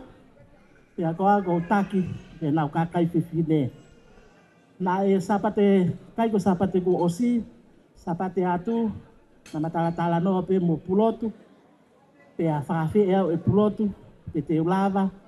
O lea I he ahoni. I polokalama kone e kakai whiwhine. Ka ko whaka mahalo lahi au pito. Ki whainga maari e ko ia. Te au, ma o whainga maari ke tala noa ko mau ki siasi. Ko tui pe to lahi a mo tolo e kakai heni. O kai ki hanga mo tolo I lo I o kai siasi a fitu I hou makeri kao. Te a, ko mau ki siasi, o ku ki whamiri pe toko taha. Ka koe kakai la lahi. Mahalo mo I lo I pe toko taha ko Universita Ione. Koe taki eletaia he mau ki siasi. Te a tokoni kia huse pāniti, surias tu a whono lave mau. Te a to e taki I he youth koene a mau tolu. Ka kou fia lahi au pito, I whainga maari e koe ni. Koe hia, ke tala noa kau ki he mau wimeni. Koe mau wha apolo kalama koe uku whai. O kou hanga mau peo ave e mau palan ngawe ki he mau. Taki eleta, ke sio ki ai, pe ku pasi, ai ngahi whukotu, mo ngahi ngāue koe o whai. O ko whakakuata pe me a kotoa, lele whangaki a ahi, lele whangaki I ahi ke kau tau leka. Pe a hange koe kakai vai I he whetu kon sias o whetu kon ko hou makedikao. Ko mo ilo pe ko whetu uni, ko sias katolika pe o kuiai, sias Wesiliana, sias Tonga, mo mamonga. Koe tok tawa ke pene e fitu, ai whukotu e ki sias koe ni I hou makedikao. Pe aku whawhia au pito ka te mau tolu, o mau lava ke mau aahi, ke he kau whai ngata I o e whetu uni, au ke he kau tau leka. Koe, kau tau leka pe e ua I he siasi, o mau wha aahi mau pe ki ai, ko si mai mataione ka kone mama o atu, mo I toko taha ke I mo ui, ko nita maile. Aia ko whine motua koe ni, kai ke iloi, pe ku ilo hataha I he tau tangata I whare ni, koe ngo mātua e na e tu hona api, ai siasi a hofitu ko ni ka mata hou makedikao. Malatun na matoki foki mai pe mau me vavau, o kuofi ange siasi koe ni, pe a mahu ai pe ki ai, o lotu ai hou makedikao. Ka koe ahoni, whakalaka au pito mau ki siasi. Ka koe kutu pe koe ni, pe a whai mo fo I kore ia, koe uhi he ku osanga e pulotu ia tuku mai whainga maari e ka teo ke udea. Ke urea I he ahoni. Mo ilo mai pe, mo sio mai pe ka te au. Koe uhi, o ko me hao pe he tau kotoa pe ki heni. Ka ko whahau, o lahi nofo pe he ki tuonga ane grade stain ko ten, pe a kuofia pituila, pa ko siase ko whaalo lotu ki ai. Ka ko hao koe ni, na whiri rewa, ke hao pe nofo ia pilinta, hulo tonga wholau ki Amerika, ko ako hao nofo le e wai mo le tahini sii, Pero mea ko lavai, o tō hao ki he lotu. Ko alang ma pea ori mo maka o mai au. Koe kore hono ulo aki. Mo ka ataki pe, I he kore, i he lolotonga homo polo kalama ai kakai whewhine. Koe mau ki tu unga whale lotu koe ni o sea o hou makeni kao. O mau kei pare pare pe. Ka koe no mo oni, fie mau bibiri he mau imeni, ha mau ki toi ki pare pare taha. Ke tuku angai e mau. Nau skala meniti, e mau whanki peleti, mau whanki te e pile. Ke taim ko whae kai peheni, o mawala tonu pe, o iai ha mau ki. Ki whare ke tukua e mau whanki mea ko ia. Kai hange koe lau e kai ngalotu, o te mohanga i te ngi au, koe tu a ko lea he mea kehe, te ahu ai moe kore. Koe ko mau ki siasi o mau tolu o whaka ofa. Whaka ofa pito mau ki siasi o mau tolu. Neongo e ne kakai lalahi, ki whaamire toko tahataha, ka meme toko lahi ai, ai ka ului fo o mai ke siasi. Mei koe kau matu o tua pe moe, siasi fuoloa i siasi koe ni, ko moi halatanu koe tuanga ane o vao, ia mohono hoa. Moa pe moho hoa, ko vesi mohono hoa. Pea koe toi ngā, koe kau leka. Nā wako pe piula, papi, pia nau siasi ai pe. He kai ke toi whaalooloa e kurea. He kou sia tu pe, o tō lahi pe whahinga hena, o mo iloi mai iau. Ka ko hono mo oni, toko lahi, ka ureka. Kai, kou tui koe ngataanga pe e ki lea, mo ki... Na ua stoto mai pe e ki vesi folofola, mo e ku ki pou ke ai. Ka ko os mate lai pe tau tore he malanga ko e kakai whiwhine. Pea ko pehe ke kanseri osi e ku ki pou a kuia, mo ki ves folofola. E whakaosia ke urea i he houani. Ki mua ke walu, te ufoke mahina katu u ki tonga. Ka ko kore atu ki kakai whiwhine ko ni o. O kai hanga iro ko fe hingo ho mo siasi. Ta pepe ka kai fide ko tai ni heni. Ho mo kau hiva. Te hau ke ki ako i mo tolu ke mo poto he hiva. He ko siot ko mo kau hiva. Lilieta me he, to atepi me he, ko ana a fe awini me he, ko fe awini, ko lose. Mo hai fuai ka kai o ko ngalo ya te au ke tatu. Ke ira paha meo ke hiki e ho motoki o lunga. E na utupa he sias afitu i mangaia hiva mo solo kiki. Ka koe ahoni ko kore ka moton. Te hau ki ako i ho mo hiva ki mua bauto ki alu. Ka ko tui ko whakamalo lahi ka te moton. Tau te fito ka pulotu e ma whainga marie to e ahoni. Ko siat he ka ite, ko to whatonga e ka ite. Le fe lak pe mo ite ka ko tui ko motu ai pe fiden ko ke to mana tu iau ka ko te ira te ka paula fe mo ikina mai pe paula me he kai mo taha ko to pe ko ofa ka to ka motor ka ke lau hingoa na to hata ofa tu malo.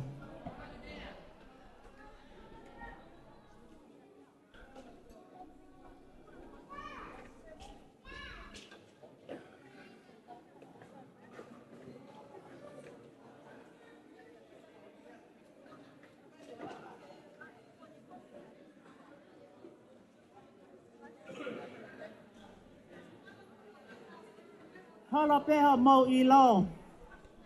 Kai whai ha whaka i fwoi whokai. O whaat ke lea uluaki. Ka ke ilo i haide meriana. Koe siti do le... Nia koe na toko ua. Ka koe toko ua e uka mea. Lo tonga koe ne kuki lave atu. Whaka more a pe polo. Ki tuku hifo mo se puni, wha more. Ka maulawa megi ai tau ki whatongia koe ni.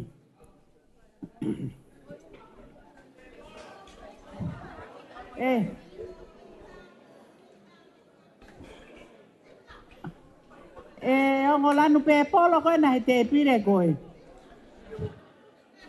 Ko mo mau pepa mo lava mai ke whae o tau.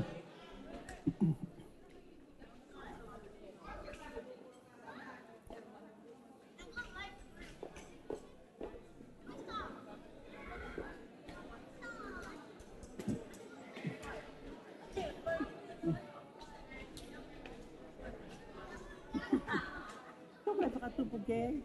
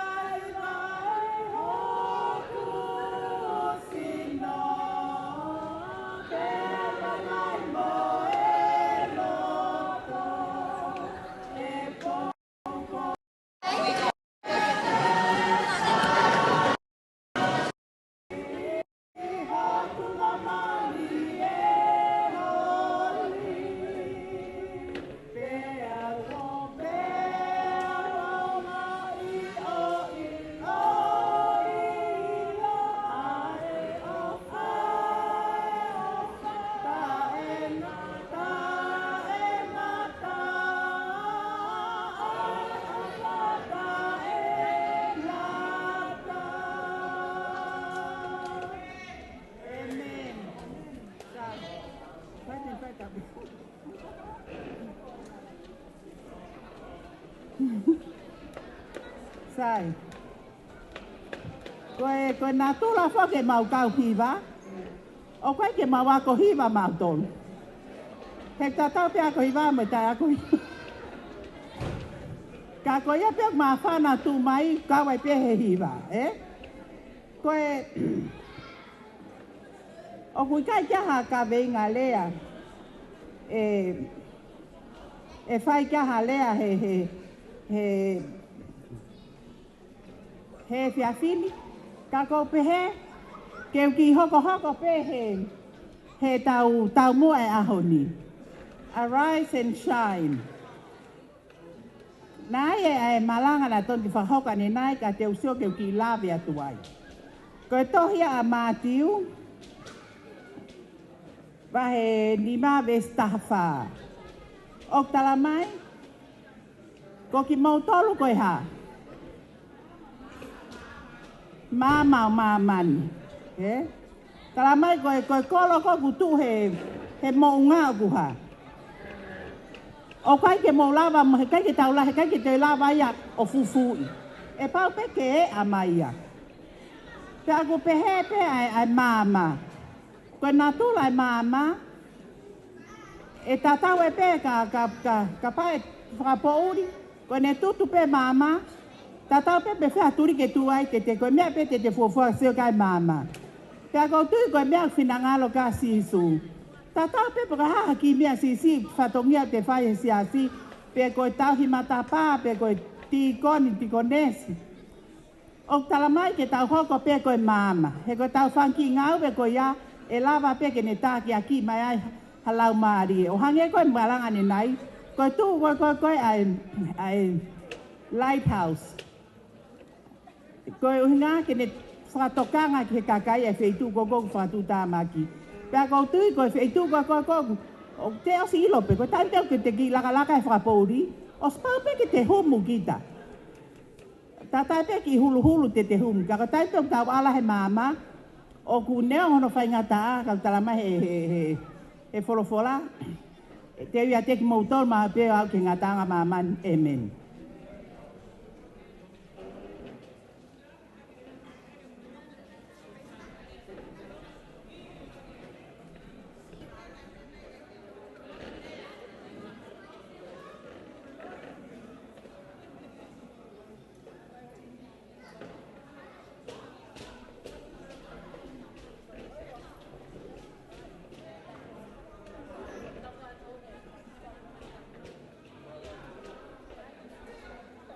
Mô mấy này cùng mô mấy cái gì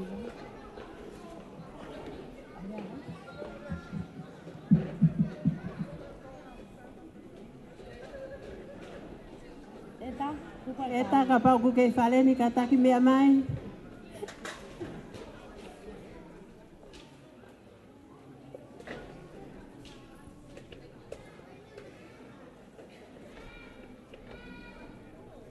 Holo beho mau I loka mau kaiata mau ki kiva mau ki lea.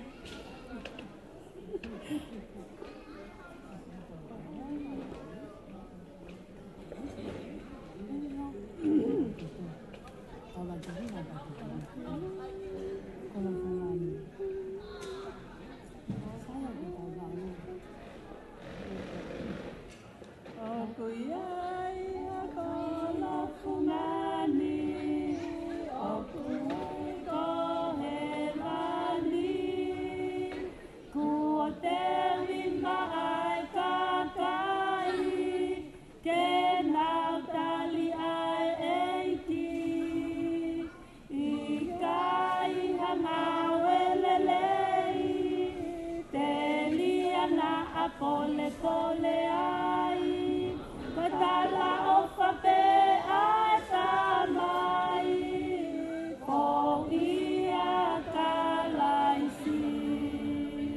Teuhi wapia pia, ke ilo e kakai kotoa, ai ngā.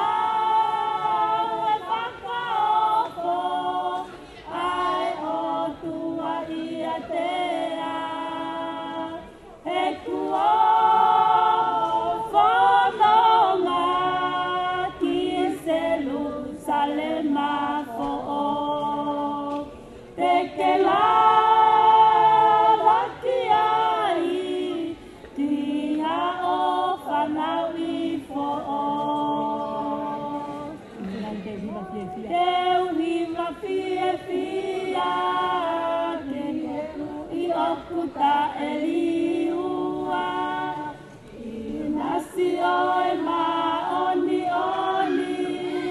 koe fie fia ie eiki ikai nga welelei te liana apole pole ai kotala ofa pe ai tamai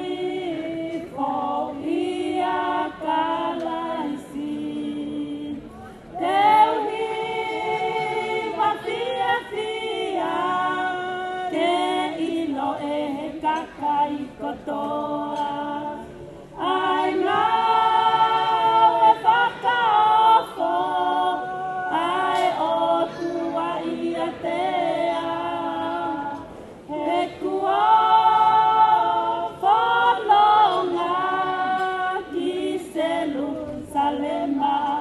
Amen.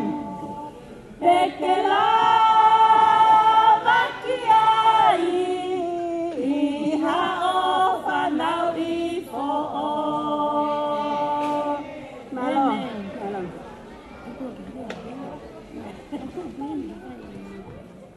Ko le pe ke u fanga he ngai whatapu ko sai atu me mua. Ni ka tā mo e kulupu ko e ni ai. Inko pen, ko ka whetaki ni ma ke hei kuna. Te ngā upea we hingoa e mau kulupu. Pea ta tau mo e ha, ai whakawheta e au sia ai aha whakakoloa ko e ni. Whai mai palani mo whotutu ke aha ko ni. Ka ko tau au sia ai aha ko ni whakawheta e ai ke eiki. Ko e kitala noa ko e aho ko e ni pehange ko e mea ko na elea ke a lirieta ane nai. Ai mahu inga o e tau tu hake ko e pea ulo. Ka whewhine, kai toi aha mea mahu inga. Ka ko o mai e tala noa ko e ni ke ni hanga toi whakatoka ngai ki tau tolu i he ahoni. Ko kuini o sipa, taimi ko na e ongo a toi tala noa ko no Solomone. Hono poto e ne koloa ia mo e ngahi ngau e ke ko toa pena whakaamo e whewhine ko ni ke hao peo sio tonu. Pea ko e hao e whewhine na kai ke hao ata na e hao mo mea o whala. Tala mai na hao mo sari o te ko koula ko siriva mea ko kaloni. Mea na e hao mo e ko ne mea o whaketui ko Solomon. Pea na e hao mo ni ngahi whehui whainga taa ke ne tari. Ka ko taimi ko na e hao e whewhine na ne ange ne ngahi whehui na e tari ko toa e Solomon. Kai ke ngatai. Si o se fine ke kau ngau e ko ni sevi ko ai tui. Ko hanau te unga nau tolo ki ka te unga i ha kau se vaniti. Whaka ofo hanau te unga. Si o ke koula ai poto mo masani o tui ko ni. Pena e to o ai e loto fe fine pa pehe fe fine. Ko mea ko na ku whanongo ai. Ko ai ke ofi ofia ke mea ko hao si o tonu ahe aho ni. Kau fe fine o matangi whaa. Hange ko me akon ko tau whanongo he ahoni. Ko me akon na mo whakakau mea he uke ko osi. Mo e kua hiri kehe ia he ahoni. Hange ko hima na tau saame ko ke ai ane nai. Ke hange ahoni me ane afiu osi. Ahoni ke whai atu wofi ke whoki mai a sisu. Pe kai ke ngata ko iai kawe fine. Hange ko hima ko na mau whai. Ko tau whanonga ni ki whe ia. Selu salema fo o. Ko ite ko ne hiva ko he ono taha ko i pere ai a ite ene rea pe ia ana ki Jerusalema fo. Ko hinga ko ha to ala to mo fra ana o ke a usia api ko ia ka fe fine. Ko fra amu ia polo kalama o e ahoni. O ana ngata he ahoni. Ka mata he ahoni ka mana to taha lo tu ai ke tu o tu wa ke tu to la yan. Pa kai ke ngata ia ka ko tau mu a ko to ke tawa usia Jerusalema fo ko te mo tau to amen o fat.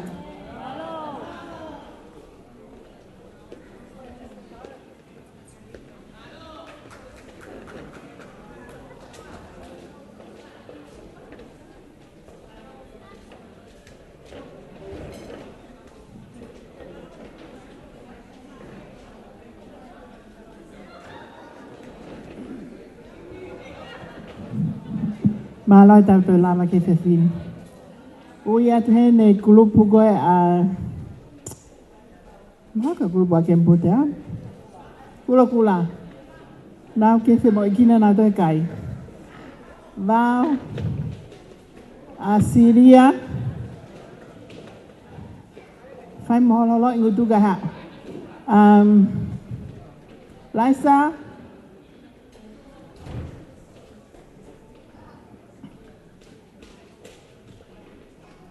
Mo mai. O fa ai tu fo lo ha ke fa sai vai.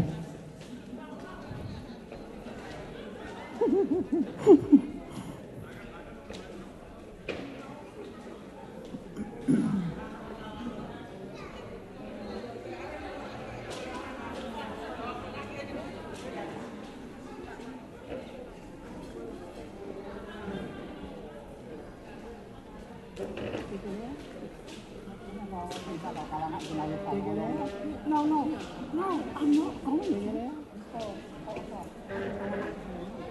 Atasi koi, tu ha. Komau tolente mau fai hiva. This little light is of mine. Kono.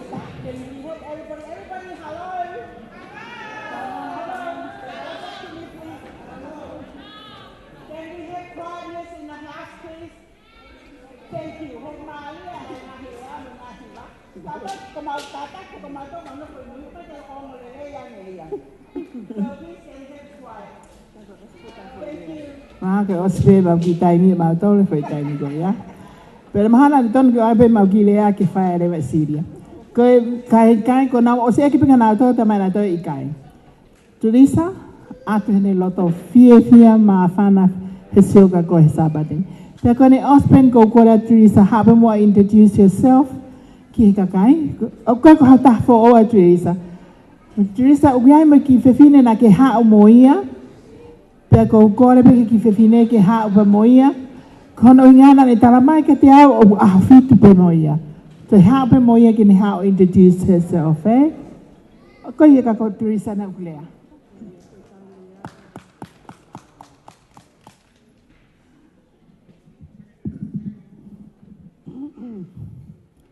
Hello, everybody. I come from Ouau.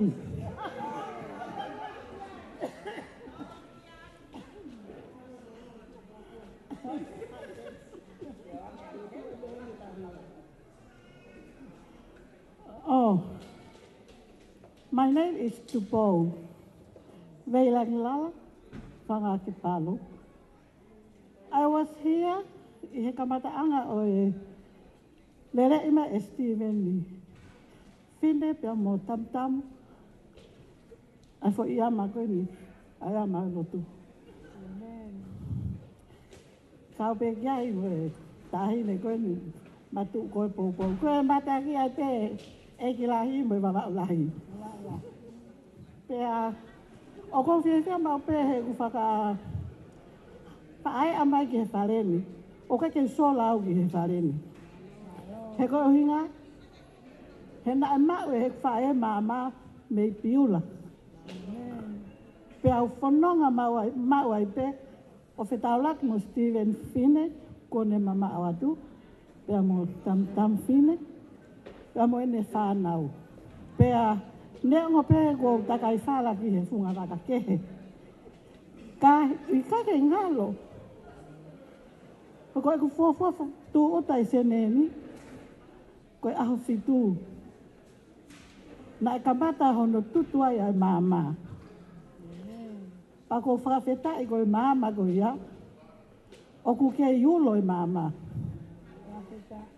it is shine everywhere. If you see me somewhere with the flower, it means it's shining. Baba like yeah. Pea kainga. Como sio pe ka tau ha fetu. Pa mo si whakarea mai.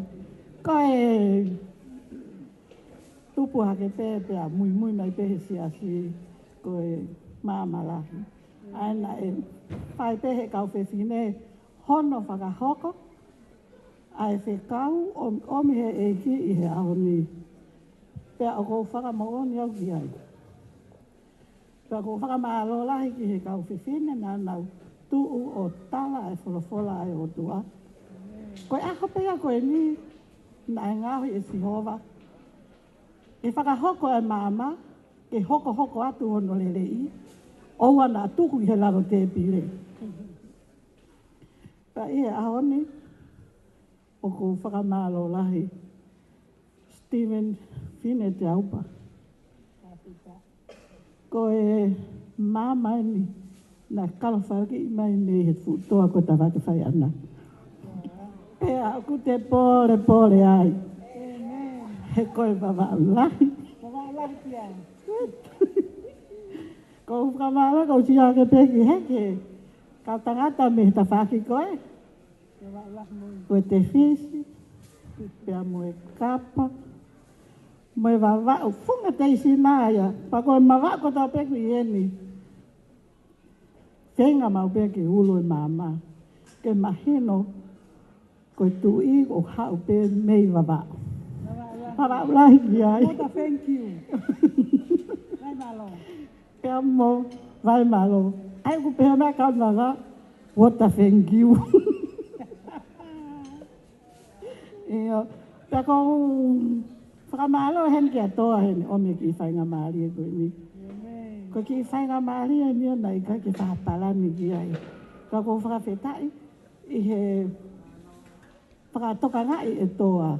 He nau si kau pe hono lele I mai. o ka mata anga o si asi se neni. Pea oku I kai ke ngalo ia te au. Pea kai Sabate ko hili, ko mau whale lotu o ngau e ake e a fitu. Ha moa. Pena ka toanga e hona tau hongo fulu. Na hona pe ko alanga ele tau whakawhi mai e tahi me. Pea ulaka rewa ki ai o whakafofonga I ho mau kai ngā lotu. Kai ngā. Neongo koe kau ha moa. Kako ia taimi koe nā ku huai ke whale lotu. Tai kai ke puli a te au. Ai hanga hau mou whakarere si asi. Pea ko mau whainga maari ai. Ke upore ai. I he tenga na e tō Stephen Fine. Pea mohono ako. Ko ia e kau whanongo mo malo mo mea mai. Pea o ana ngalo he ni o maulele e ngai mama ku mo kalanga ki. O I kai ngata pe e ho ne kai hoko atu hono Malanga I whema e whoiama ke au I he vani. Malo au pito so mo. Mea mai ke he ki leo masivani. Malo toa.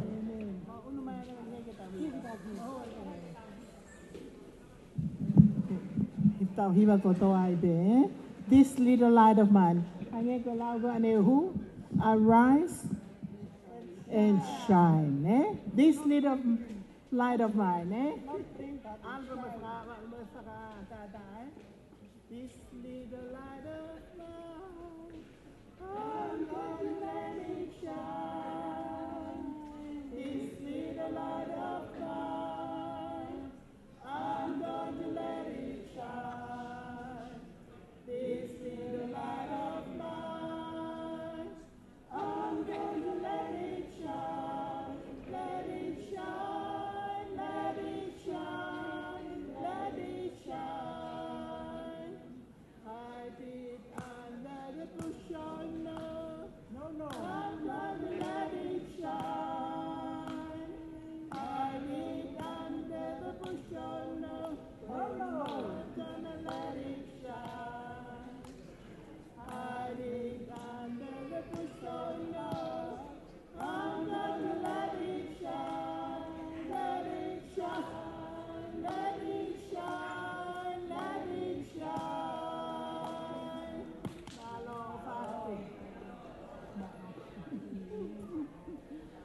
Can our group come up? I'm not sure whether it's our group.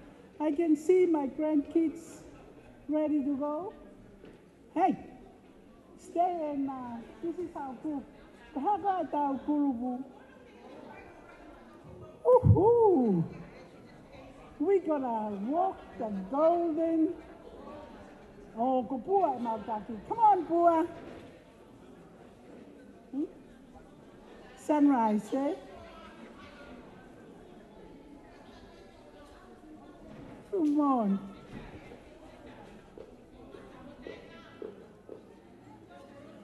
How go get down, Carmes? Come on. Oh, good one. Anything.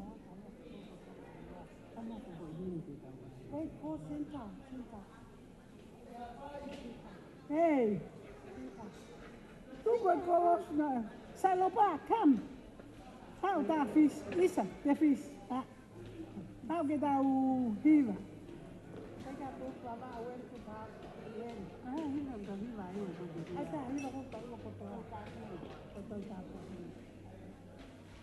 Read your Bible. Oh, I think I'm dead. You start. I can never come back and get out here because you will, honestly. Malolele, happy Sabbath. Koe kulupuen ai ko la. Ai kan ko au ni tau shine ai pe au ni. Koe hako le pe ke tupa la whanga malia mak mautolu ke whae te mau ki e mau ki hiwa koe ni, pe au ku kole lewa ki he mau ko mata, ke ne whawhawhonga e mau lea, he na os malanga lewa a ite, me mau kulupu, ka ko sai pe mau hiwa nai toki aia ke pehe taimini. Ko iai taki malo apita mau whainga malie, ka koe save the best for last. Amen.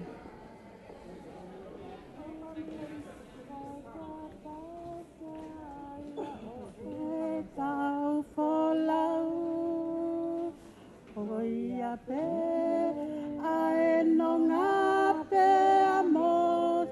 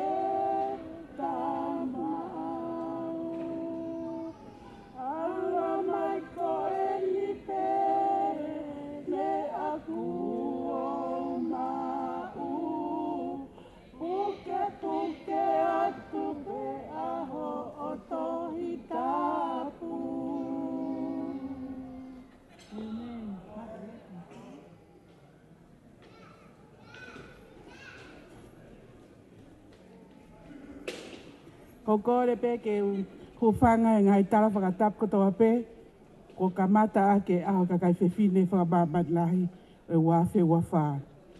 Ka tā mō kai whainga mahari ko ni, ke whamanu o koloa koto me he mau kulupu. Pea ko whaapapalahi, ke ka ulmotua, o ngai whae, o api ko matangi wha. Ka maa ke awa te whaapapa, ke kawa ahi kotoa pe, o mohu whia matangi wha, i he awha koloa koe ni.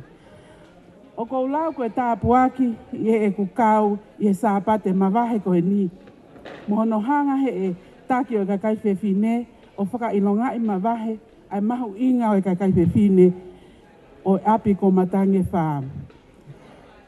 Ko whiewhia au pito he wakai atu, ki he kaweinga e kakai whewhine ke tauni. Pea kou tui pe kou whalatolahi pe, kia tau tolo hange koe kaweinga malanga e kawhewhine, ke tau tuu hake, pe ko whepea wheitu o tau iai, ke tau ulo. He kuiai e ngahi lau maari e ke nau hau. Ka ko unga ko kei mate koe maama urakmata, ko uhinga ia mea o te ke huma ia e lau maari e ke whakaose ni ngāwe. O ko tala monua ke whawhonga i whae kotoa pe. Pea ko whatawange pe te tau mau ha aho keresi ia, ma tala monu te tau toia o sia e tau fo ouna, ko ofa malo.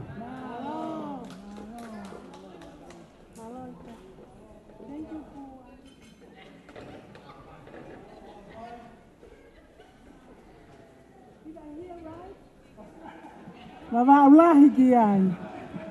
Hey, wawa ulahi ki ai. I know, hey, shush. I know ko ose maurea, but let me quickly tell you the thing I forgot this morning in my Malanga. My grandkids have gone home. Say yeah? Who? Oh, good on you, Pepe. I know that you know how many days in a year. My Malanga this morning, I'm not sure whether you made it on time.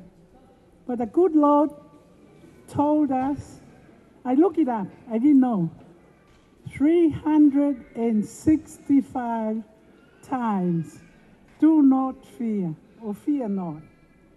Wow. For every day of our lives, when we rise up and shine, not bling bling, we are to shine. 365 days, every day of the year, of Talamai, kita rise up and shine. I forgot to tell you that this morning. That's it. Thank you, Malo. Oh, thank you, man.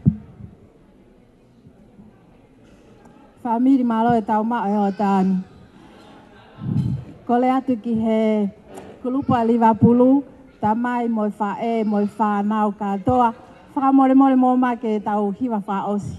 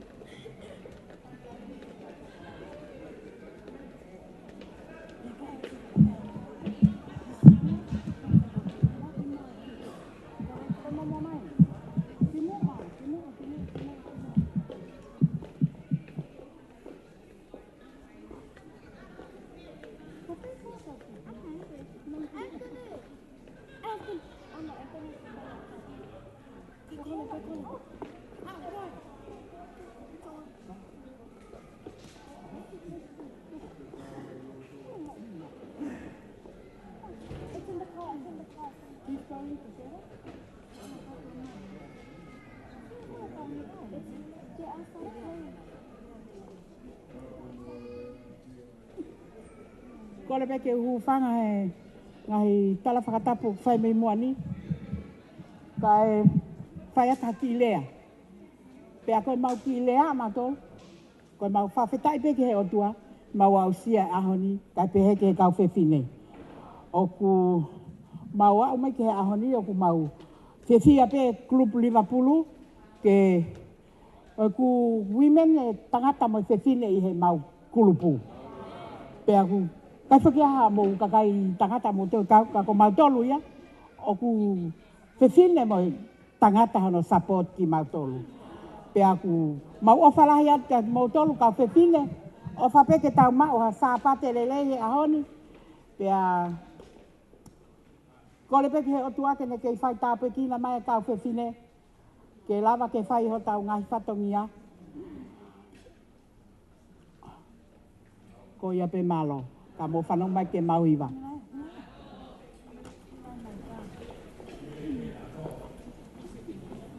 Tataka visoni ka pau ke hena ka te ha.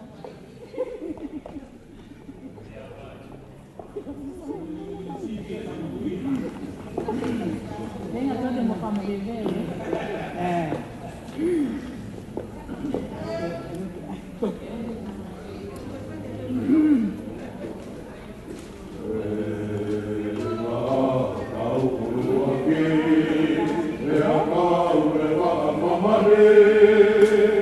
Mate,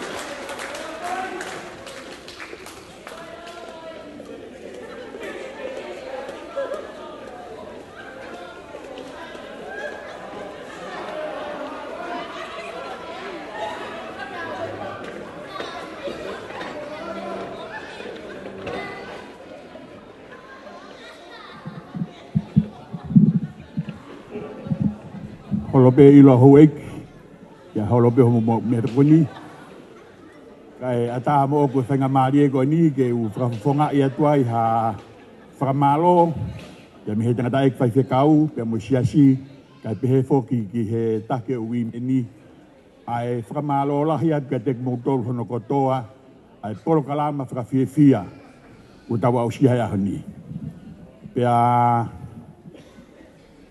o tangu tu pepe au sio ya o fanongo ki hinga hipolo kalama o fai ya o fama fana neongo ne lo loa be neongo ka ko toi ai ke fe ko mi ai o tau fai ai ho tau apini ka ko mi ai o tau lo ai ko hunga ko tau fia ka ke ko ka malo at hinga hikau hiwa ko toa ka tau te fito ki he hiwa ko na tok o si o whakamalo lahi atu ki he whai hiwa.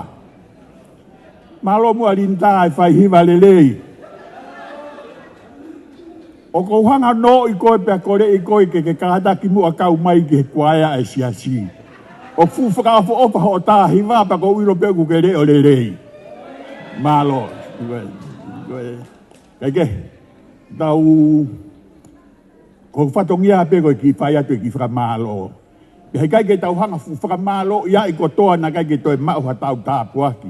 He ko sihova kune hanga whakakoloa ki tau tolu. He ako e ni. Ka te u... Koe ki i... Lave no be ke arise and shine. Tuha ke pea ke ulo. Fefe kau tangutu. Mo tangut whakapouri be. Pea ku ulo, pea tuu, pea ulo, pea tangutu. Koe whakatu koe a asihova. Ke hala whanonga o kamata a ngā pea moe ngā ue. Nāne toki hanga whakatupu e la a moe mahina, pea moe akau, pea moe vestapolo. Kātoa ia ki mui. Koe ne whakatu nane pehe. Let there be light. And there was light. Koe mamai au aho ni ke kamata ake e tau ngā ue. Whakatuutu e Sihova, whakatuutu maalunga. Ura ki whakamama maamani. Pia toki whai e tau ngā ue na tau humu. Na tau whepaki. Pia koe ako naki beke ki tau tolu e kau whepine he ahoni. Pe uku ke tangutu, pe uku ke tokoto, pe uku ke tuu. Sain. Koe mea mahu i ngā ia ke ulo. O tuange rewa whainga maari ke o ni malo au pito. E mea hono kotoa pe. Ki e tata eiki whaikau pe koe tau lotu ai pe. E o tua mafi ko mau tamai whakahewa na ia whiona. Mau whakawhetai he whakakoloa ko ke hanga whakainasi ake a matangi whaai aha koe. Toa ho maulo tō he ngahi polo kalama whakalau maari e ko ke hanga whakatuu pia mau ala ki ai. Koe maulo tū eiki ko uhinga koe whakamamafa o e kau whiwhine o e tiasi. Ko ki nau tō lok whai hono lo tua e ngā ue. Ma ilo i pe he taimi ko toa pe o nau whakataha. Ko e nau lotu. Ja koe tau mua pe kei lo tua e siasi. Whakakoloa ki nau tō luak ha tāpuaki. Tāpuaki mai ho siasi. Tuku pe eike mau kei whakaongo at pe kei awhiona. Ja oa nā ngālo eiki. Te koe haha pe mau ngāwe o kwhai. Ka ke mau ulo atu. Ia klaisi ko mau whakamu ui. Amen.